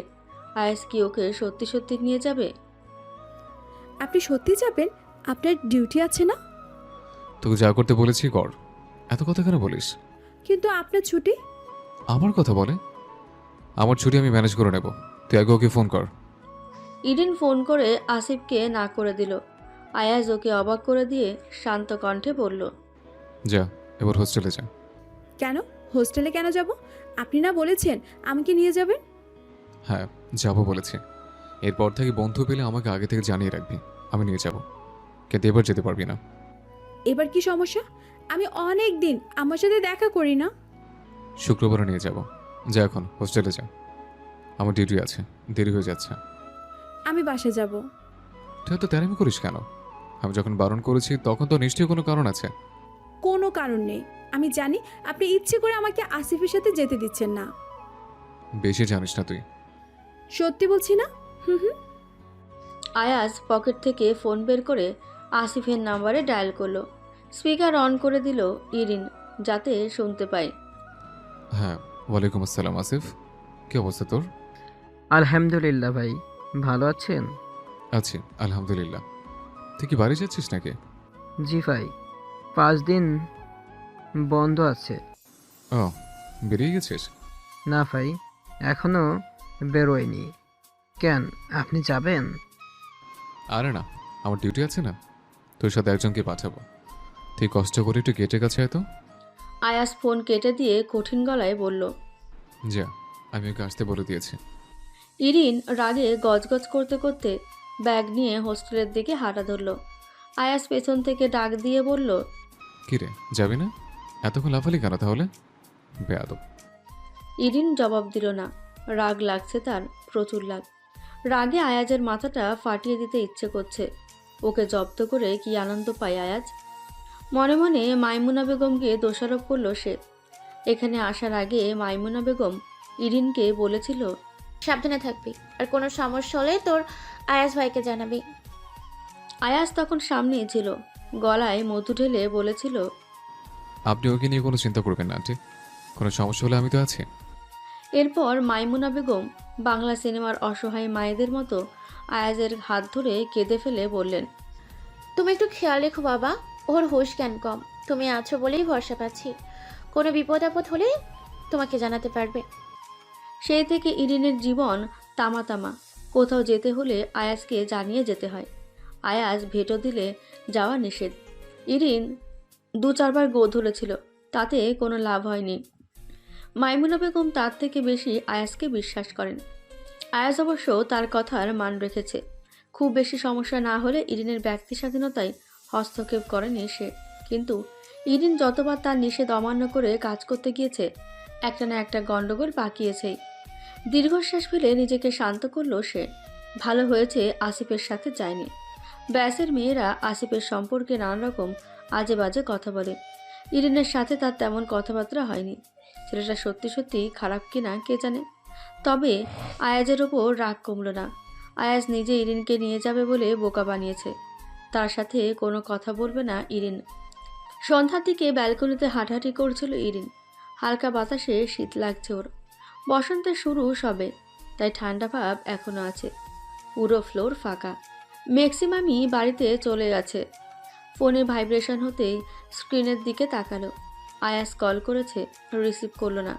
আবারও রিং হলো, এবারেও কেটে গেল। তৃতীয়বার রিসিভ করলো ইরিন। হ্যালো। 10 মিনিট সময় দিলাম তোকে, দেরি হয়ে নিচে আয়। 1 মিনিট দেরি হলে বাসায় যাও ক্যান্সেল। ফোন কেটে গেল। তড়িৎ গতিতে রুমে ঢুকলো ইরিন। চিন্তা ভাবনার কোনো সময় পেল না। ব্যাগে জামা কাপড় ঢুকিয়ে গায়ের জামাটা গায়ে দিয়ে নিচে নামলো। আয়াজ ওকে দেখে মুচকি এসে বলল, এসে গেছিস? Very good. আপনি একটা হনুমান, আমাকে এভাবে দৌড় করালেন। আয়াজ হাসি মুখে ওকে নিয়ে সামনে এগোলো। আধ ঘন্টা ধরে ইরিন হসপিটালে বসে আছে। আয়াজ ওকে বসিয়ে রেখে ভেতরে ঢুকেছে। তারপর আর কোনো খবর নেই। আরও 15 মিনিট বাদে বিশ্বজয়ের হাসি নিয়ে বেরিয়ে এলো সে। যদিও হাসিটা দেখে ইরিনের রাগ পড়ে গেছে, তবুও ওকে এতক্ষণ বসিয়ে রাখার জন্য এমনি এমনি ছেড়ে দেবে না সে। আয়াজ হাসি হাসি মুখে বলল, ছুটি পেয়েছি। আপনি আমাকে এভাবে পৌনে 1 ঘন্টা দাঁড় করিয়ে রেখে ছুটি নিতে গিয়েছিলেন? আরে না, ভেবেছিলাম তোকে দিয়ে আবার চলে আসবো। পরে ভাবলাম যাচ্ছি যখন 2 দিন থেকে আছে, তাই ছুটি নিতে গেছিলাম। আয় আয়, সন্ধ্যা হয়ে যাচ্ছে। সেটা আমাকে হোস্টেল থেকে বের করে দিয়ে আসার পর আপনার মনে পড়লো না? আমাকে 10 মিনিটের আলটিমেটাম দিয়ে আপনি পৌনে 1 ঘন্টা বসিয়ে রেখেছেন কেন? তুই তাহলে বেশ বেয়ারা হয়ে যাচ্ছিলে, তাই তোকে একটু শিক্ষা দিলাম। এবার চল। আয়াজ ওর হাত ধরে গেট থেকে বের হতে নিলেই ধমকে উঠল ইরিন। খবরদার, আপনি আমাকে ধরবেন না। আমি আপনার সাথে কথা বলবো না। আয়াজ এবারও হাসল, মাথা নাড়িয়ে বলল, ঠিক আছে, মনে থাকে যেন। ইরিনের আগে গা জ্বলে যাচ্ছে আয়াজের ভিলেন টাইপ হাসি দেখে। গেট থেকে বেরিয়ে রিকশায় উঠল দুজন। রিকশায় বসে ইরিন ওর ডান হাতটা চেপে ধরতেই আয়াজ বলল, এখন তুই আমাকে ধরেছিস কেন? ছাড় আবার হাত। ইরিনের মনে হচ্ছে আয়াজ যেন আগে থেকে জানতো রিকশায় ঝাঁকুনি হবে, তাই ইচ্ছে করে ইরিনের কথার কোনো প্রতিবাদ করেনি। কিন্তু এখন ইরিন না ধরে বসলে যে বিপদে পড়ে যাবে। রিকশা যেই পরিমাণ ঝাঁকাচ্ছে তাকে যে কোনো মুহূর্তে দুম করে নিচে পড়ে যাবে ইরিন। মিনমিন করে বলল, রিক্সা ঝাঁকাচ্ছে, আমি পড়ে যাব। আয়াজ হাসল।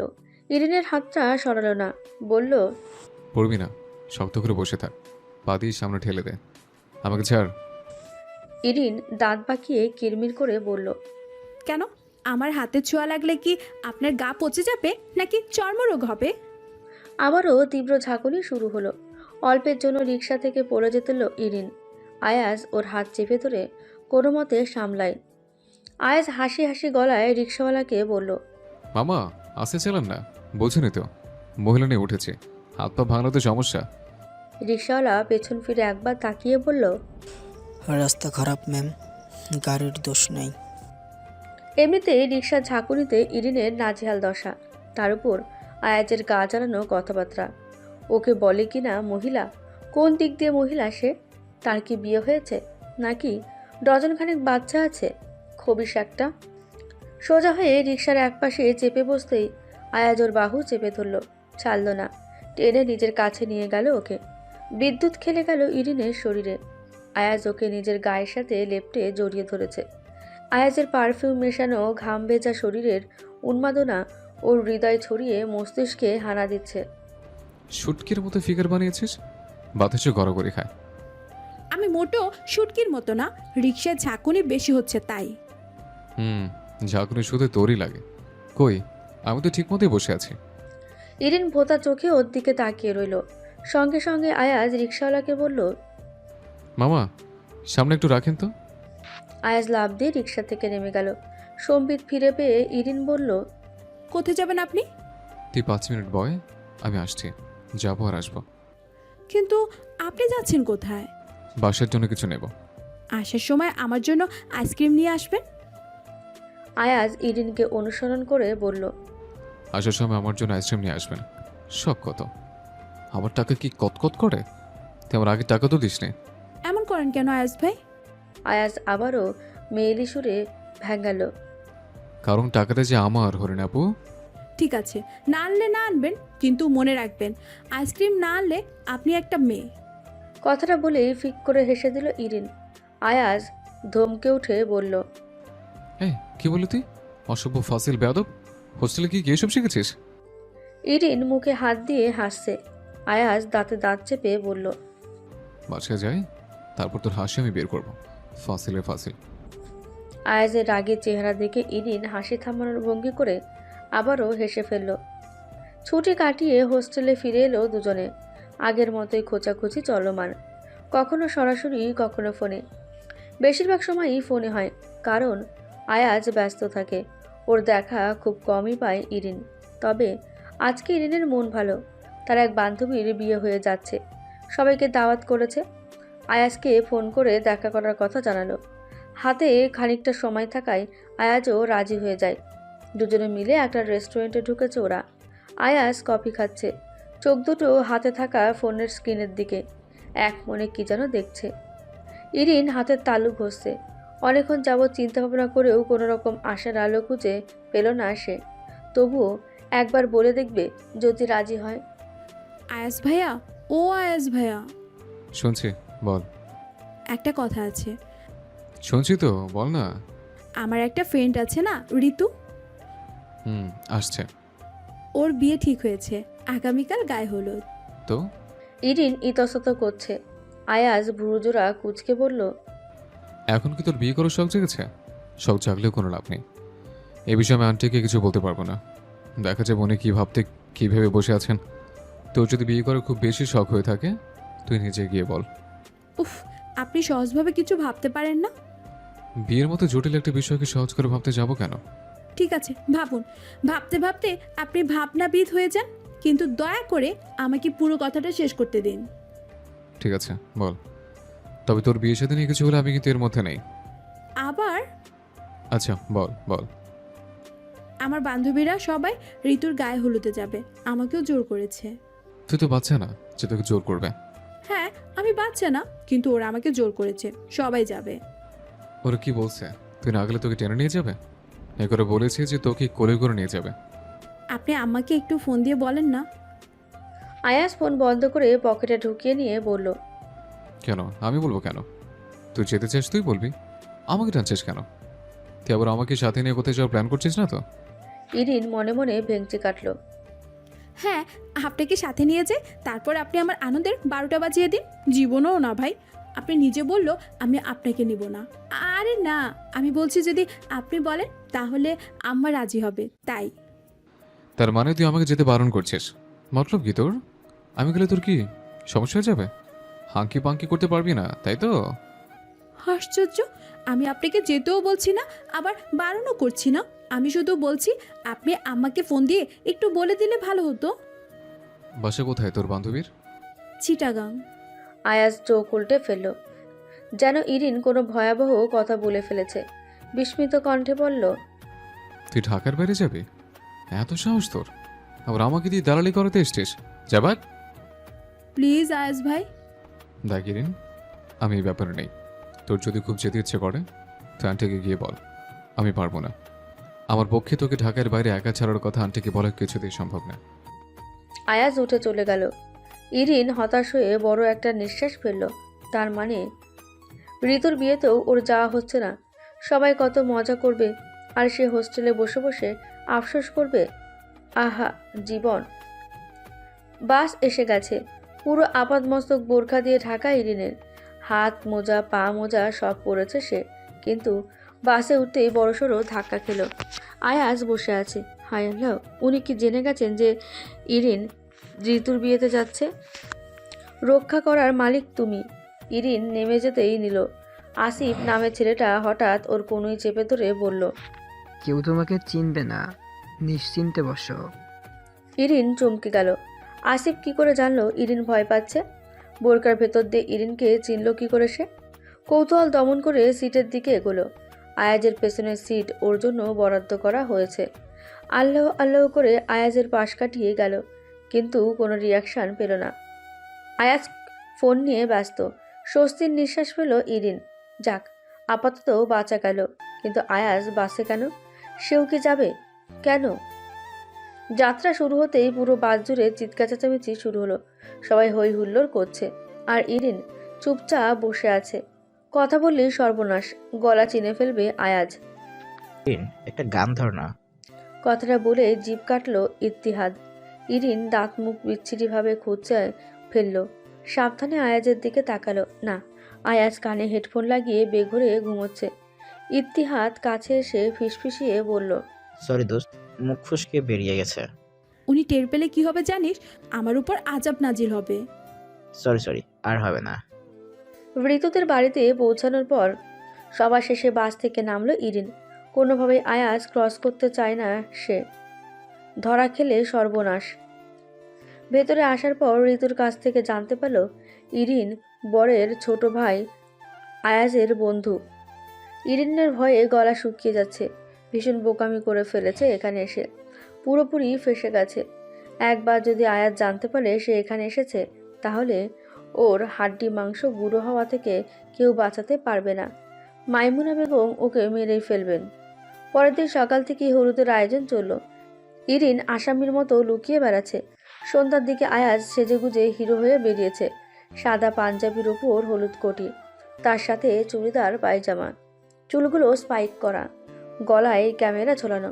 অসম্ভব সুন্দর লাগছে। ইরিন আড়াল থেকে লুকিয়ে লুকিয়ে ওকে ফলো করছে। স্টেজের কাছে সবাই আনন্দ করছে, কিন্তু সে যেতে পারছে না। তবে খুব বেশি আফসোস হচ্ছে না। তার দৃষ্টি আয়াজের দিকে। বেশ লাগছে আয়াজ নামক বদ ছেলেটাকে। হলুদ প্রোগ্রাম শেষ হতে হতে অনেক দেরি হয়ে গেল।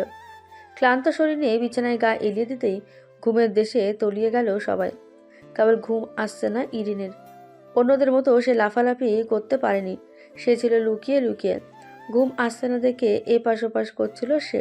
তারপর দরজা খুলে চুপি চুপি উঠানে বেরিয়ে গেল। আলোতে ঝলমল করছে চারিদিক।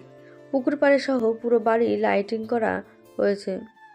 পুকুর পাড়ে সিঁড়ির ওপর গিয়ে বসলো ইরিন। ঠান্ডা ঠান্ডা বাতাস বইছে। ঝিঝি পোকার ডাক, মন্মমুগ্ধকর এক পরিবেশ। আচমকা বিকট আওয়াজে চিৎকার শুনে লাফিয়ে উঠল। ইতিহাদের গলা মনে হচ্ছে। ভূত ভূত বলে অনবরত চিৎকার করছে। ইরিন লাফ দিয়ে উঠে গেল। তারপর কোনো কিছু না ভেবেই এক দৌড়ে ঘরের ভিতর। বুক ধরপড় করছে। সাংঘাতিক ভয় পেয়েছে সে। উঠানে মানুষ জমা হয়ে গেছে। ঋতুর চাচা আয়াজ, ঋতুর বড় ভাই, বর সবাই উঠে চলে এসেছে ইতিহাদের চিৎকার শুনে।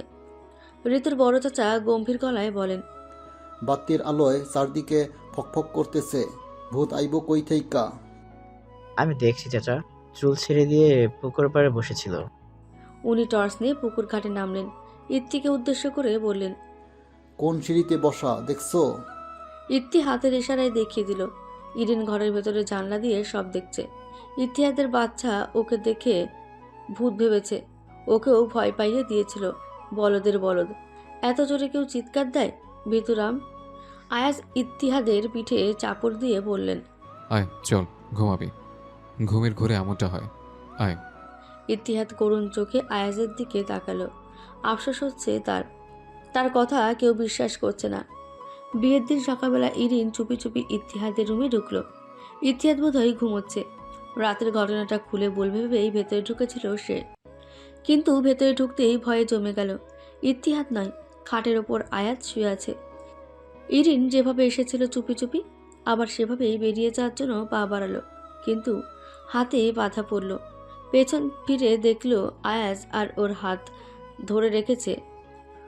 ইরিনের হাত পা কাঁপছে, গলা শুকিয়ে যাচ্ছে ভয়ে, বুক ধরফর করছে। আয়াজ এবার ওর কি অবস্থা করবে আল্লাহই জানে। মনে মনে সৃষ্টিকর্তাকে স্মরণ করে নিল সে। দরজা বন্ধ করে আয়। দরজা বন্ধ করব কেন? ইরিনের ভয় করছে।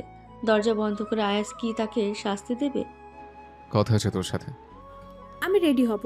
আপনার কিছু বলার থাকলে পরে বলবেন। ইরিন, তুই কেন শুধু শুধু নাটক করছিস? ইরিন দরজা বন্ধ করে খাটের কাছে দাঁড়ালো। আয়াজ কিছু বলল না। ঘাড়ের কাছে হাত রেখে উল্টো হয়ে শুয়ে পড়ল। এদের বিছানাগুলো প্রচুর শক্ত, রাতে ভালো মতো ঘুমাতেও পারিনি। শেষ রাতে যা একটা চোখ লেগে এসেছিল, তোর ভূত নিয়ে কেটেতে সেটা ওধা হয়ে গেল। চুল ছেড়ে দিয়ে পুকুর ঘাটে বসেছিলে কেন? এই জন্য তোকে একা ছাড়তে চাই না। ইরিনের বুকটা ধক করে উঠল। তার মানে আয়াজ আগে থেকে জানতো যে ইরিন এখানে এসেছে, কিন্তু কিভাবে? ঘাড় প্রচণ্ড ব্যথা করছে। আমার ব্যাগে লাল রঙের একটা মলম পাবি, পেন কিলার, নিয়ে আয়। ইরিন ব্যাগ খুলে মলমটা পেল। আমি মালিশ করে দেই? আয়। ইরিন ঘাড়ে মালিশ করে দিচ্ছে। আয়াজ আরামে চোখ বন্ধ করে ঘুমোচ্ছে। আয়াজ ভাই, হুম? আমাকে কিছু বলবেন না প্লিজ? কোন ব্যাপারে? প্লিজ। আয়াজ আরামে ও করে উঠল। সত্যি কিছু বলবেন না? আমি কখন বলেছি কিছু বলবো না? তাহলে ইউ করলেন কেন? প্লিজ আয়াজ ভাই, আম্মাকে বলবেন না, প্লিজ প্লিজ প্লিজ। কেন বলবো না? আম্মা আমাকে মেরেই ফেলবে। সে ভয় আগে ছিল না এখানে আসার আগে? এখন ধরা কি তারপর মনে পড়লো? আর হবে না, আমি সত্যি বলছি, এইবারই শেষ। আয়াজ সামনে ঘুরল। ইরিন থেমে গেছে। ভয়ে শুকনো ঢোক গিলল সে। আয়াজ শীতল কণ্ঠে বলল, সত্যি বলছিস তো? আর হবে না? হবে না। ঠিক আছে, যা, বলবো না। ইরিন দরজা খুলে আস্তে করে বেরিয়ে গেল। আয়াজ হাসছে, মিটিপিটি করে হাসছে, ঘাড়ের কাছে হাত রেখে নিঃশব্দে হাসছে। একটু পর আবার ফিরে এলো ইরিন। আয়াজ তখন উপর হয়ে শুয়েছিল। ইরিনের গলার আওয়াজ পেয়ে সামনে ঘুরল। ইরিন ইতস্তত করে বলল, একটা কথা জিজ্ঞাসা করব? আয়াজ মোটামুটি আন্দাজ করে নিয়েছে ইরিন কি জানতে এসেছে। হেয়ালি করে বলল, শুধু একটা? ইরিন প্রসঙ্গ পাল্টাতে দিল না, সরাসরি প্রশ্ন করল সে। আপনি হুট করে এখানে কেন এসেছেন আয়াজ ভাই? আপনি কি আগে থেকে জানতেন আমি বিয়েতে আসছি? কিন্তু কিভাবে, কার কাছ থেকে? আয়াজ হাসল, রহস্যজনক হাসি। ইরিন ভ্রু কুঁচকে দাঁড়িয়ে আছে। কি হলো, চুপ করে আছেন যে? আয়াজ টেবিলের পাশে রাখা তার ফোনটা ইরিনের দিকে বাড়িয়ে দিয়ে বলল, চার্জে লাগিয়ে দে তো। ইরিন হাত বাড়িয়ে ফোনটা নিল, কিন্তু সাথে সাথে কানেকশন দিল না। বলল, আমার উত্তর? আমি জানি না। আপনি তাহলে বলবেন না? ইরিন রেগে গেল।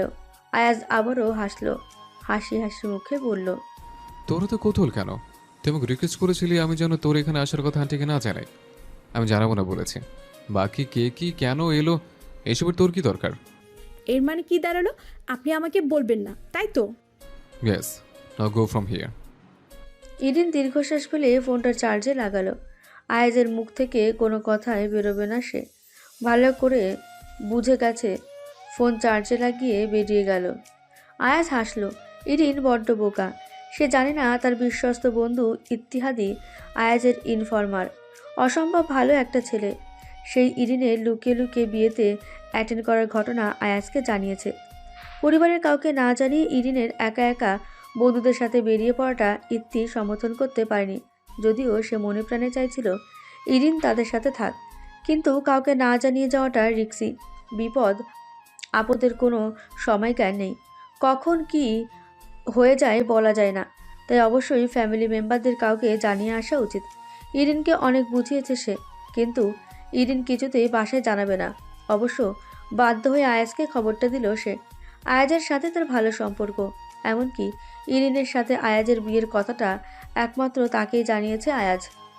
বিয়েতে খুব সাজলো ইরিন, একেবারে জমকালো সাজগোজ। লাল টুকটুকে লেহেঙ্গার সাথে ম্যাচিং গোল্ডেন স্টোনের গহনা, ভারী মেকআপ, বেশ গর্জিয়াস লাগছে ওকে। ইতিমধ্যে অনেকের কাছ থেকে প্রশংসামূলক অনেক কিছু শুনে ফেলেছে সে। সোহাগ ছেলেটাকে আয়াজ সুবিধার লাগছে না। ঋতুর খালাতো দেবর এসেছে থেকেই ইরিনের ওপর চোখে চোখ রাখতে হবে ব্যাটাকে। একটু পরই শোরগোল শুরু হলো। বর এসে গেছে। ইরিন ফুলের ডালা নিয়ে সিঁড়ি দিয়ে উঠছিল। অসাবধানতাবশত সোহাগের হাতে ধাক্কা খাওয়ায় ফুল সব দুজনের মাথায় পড়ে। ইরিনের ওড়নাটা হিন্দি ফিল্মের নায়িকাদের মতো সোহাগের বাহুতে আটকে যায়। আর তখনই সিঁড়ি দিয়ে নামছিল আয়াজ। পূর্বিত পর একেবারে মালির ঘাড়ে। ইরিন ভয়াত দৃষ্টিতে আয়াজের দিকে তাকিয়ে আছে। আয়াজ এক মুহূর্ত চেয়ে থেকে পাশ কাটিয়ে নেমে গেল। সোহাগের মুগ্ধতার সাগর তখন আবেগে টইটুম্বুর। সোহাগীয় দৃষ্টিতে ইরিনের দিকে তাকিয়ে আছে সে। ইরিনের মেজাজ বিগড়ে গেল, কিন্তু সেটা সোহাগের চোখে ধরা পড়ল না। আসার পর থেকে মেয়েটিকে ওর ভালো লাগে। এমনিতেই বাসায় ওর বিয়ের কথাবার্তা চলছে। তার দৃঢ় বিশ্বাস ও ওর মতো হ্যান্ডসাম বিসিএস ক্যাডারের প্রফেসরকে যে কোনো মেয়ের বাবাই জামাই বানাতে রাজি হয়ে যাবে। তাই আগে খানিকটা বাজিয়ে দেখতে চাইছে ইরিনকে। চোখ পকেটে রেখে হাঁটছিলেন? হ্যাঁ, সব ফুল পড়ে গেল। হাঁ করে আছেন কেন? হ্যাঁ, মুখ বন্ধ করুন। এভাবে কথা বলছো কেন? মেয়েদের কথা হবে নমনীয়, এমন কর্কশ নয়। আপনি আমার কে লাগেন যে আমি আপনার সাথে লুতুপুতু গলায় কথা বলবো? অপরিচিত কারোর সাথে ভদ্র হয়ে কথা বলা নর্মাল ম্যানার্সের মধ্যে পড়ে। আর অপরিচিত একজন মেয়েকে তুমি বলা রামসাগর? ইরিন গটগট করে চলে গেল। সোহাগ দাঁত খিচড়ে দাঁড়িয়ে আছে। কত বড় সাহস! হাঁটুর অবধি একটা মেয়ে ওকে রামছগল বলে গেল।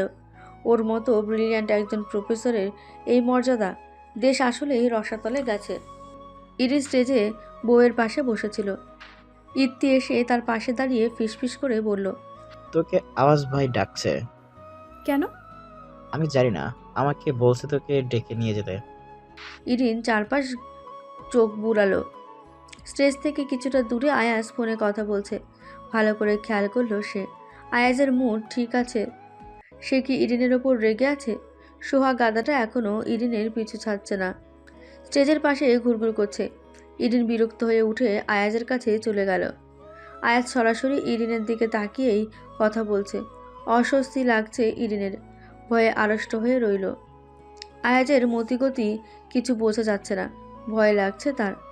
সকালের ঘটনার জন্য আয়াজ কি এমন তাকে বকাঝকা করেছে? উফ, কেন এই বিয়েতে এসেছিল সে? আসার পর থেকে একটা না একটা ক্যারাকলে ফেসে যাচ্ছে। আয়াজ ফোন রেখে শান্ত কণ্ঠে জিজ্ঞেস করলো, সোহাগ তোকে কি বলেছে? কোন সোহাগ? যাকে তুই ফুল দিয়ে বরণ করেছিস সেই সোহাগ। I love you. কি? I love you. আয়াজ হতভম্ব হয়ে চেয়ে রইল। ধীরে ধীরে চোয়াল শক্ত হয়ে এলো তার। চাপা কণ্ঠে বলল, ইরিন, আমি তোর সাথে মজা করছি না। আমি জানতে চাইছি সোহাগ তোকে কি বলেছে। I love you. ইরিন, শেষবারের মতো জিজ্ঞেস করছি, এবার কিন্তু ঠাস করে গালে এক চড় বসিয়ে দেব। কি আশ্চর্য আয়াজ ভাই, আপনি কালে শুনতে পান না? আমি কতবার করে আপনাকে বলছি সোহাগ আমাকে আই লাভ ইউ বলেছে, তাও আপনি আমার উপর রাগ দেখাচ্ছেন। এর মানে কি? ফালতু কথা বলবি না একদম। ও তোকে প্রথম দেখাতে আই লাভ ইউ বলতে যাবে কেন? তুই আমার সাথে মস্করা করিস? প্রথম দেখাতে কে বলল? সে নাকি আমাকে স্বপ্নে দেখেছে। আমি নাকি তার স্বপ্ন দেখার রাজকন্যার মতো সুন্দরী। ইরিন, আমার সহ্যের সীমা অতিক্রম করিস না। সত্যি বলছি তো, বিশ্বাস হচ্ছে না? আপনাকে ছুঁয়ে বলবো? তুই কি এখানে এসে আমার হাতে মার খেতে চাস? এখন যদি আমি তোর গালে কষে একটা জল লাগাই, তারপর কি বলবি? আয়েস ভাই খারাপ, আয়েস ভাই জঘন্য, আয়েস ভাই অসভ্য। আপনি তো খারাপই, আপনাকে ভালো বললো কে? তুই বলবি না শোক তোকে কি বলেছে? ইরিন নাসূচক মাথা দোলালো। দুষ্টু হেসে বলল, আপনিও তো আমাকে বলেননি আপনি কার কাছ থেকে আমার বিয়েতে আসার খবর পেয়েছেন, তাই আমিও বলবো না। ইরিন ওড়না দোলাতে দোলাতে চলে গেল। আয়াত চোখ মুখ লাল করে বসে আছে। তার ধারণা ভুল। এই মেয়ে মোটেও বোকা নয়, হাড়ে হাড়ে শয়তান।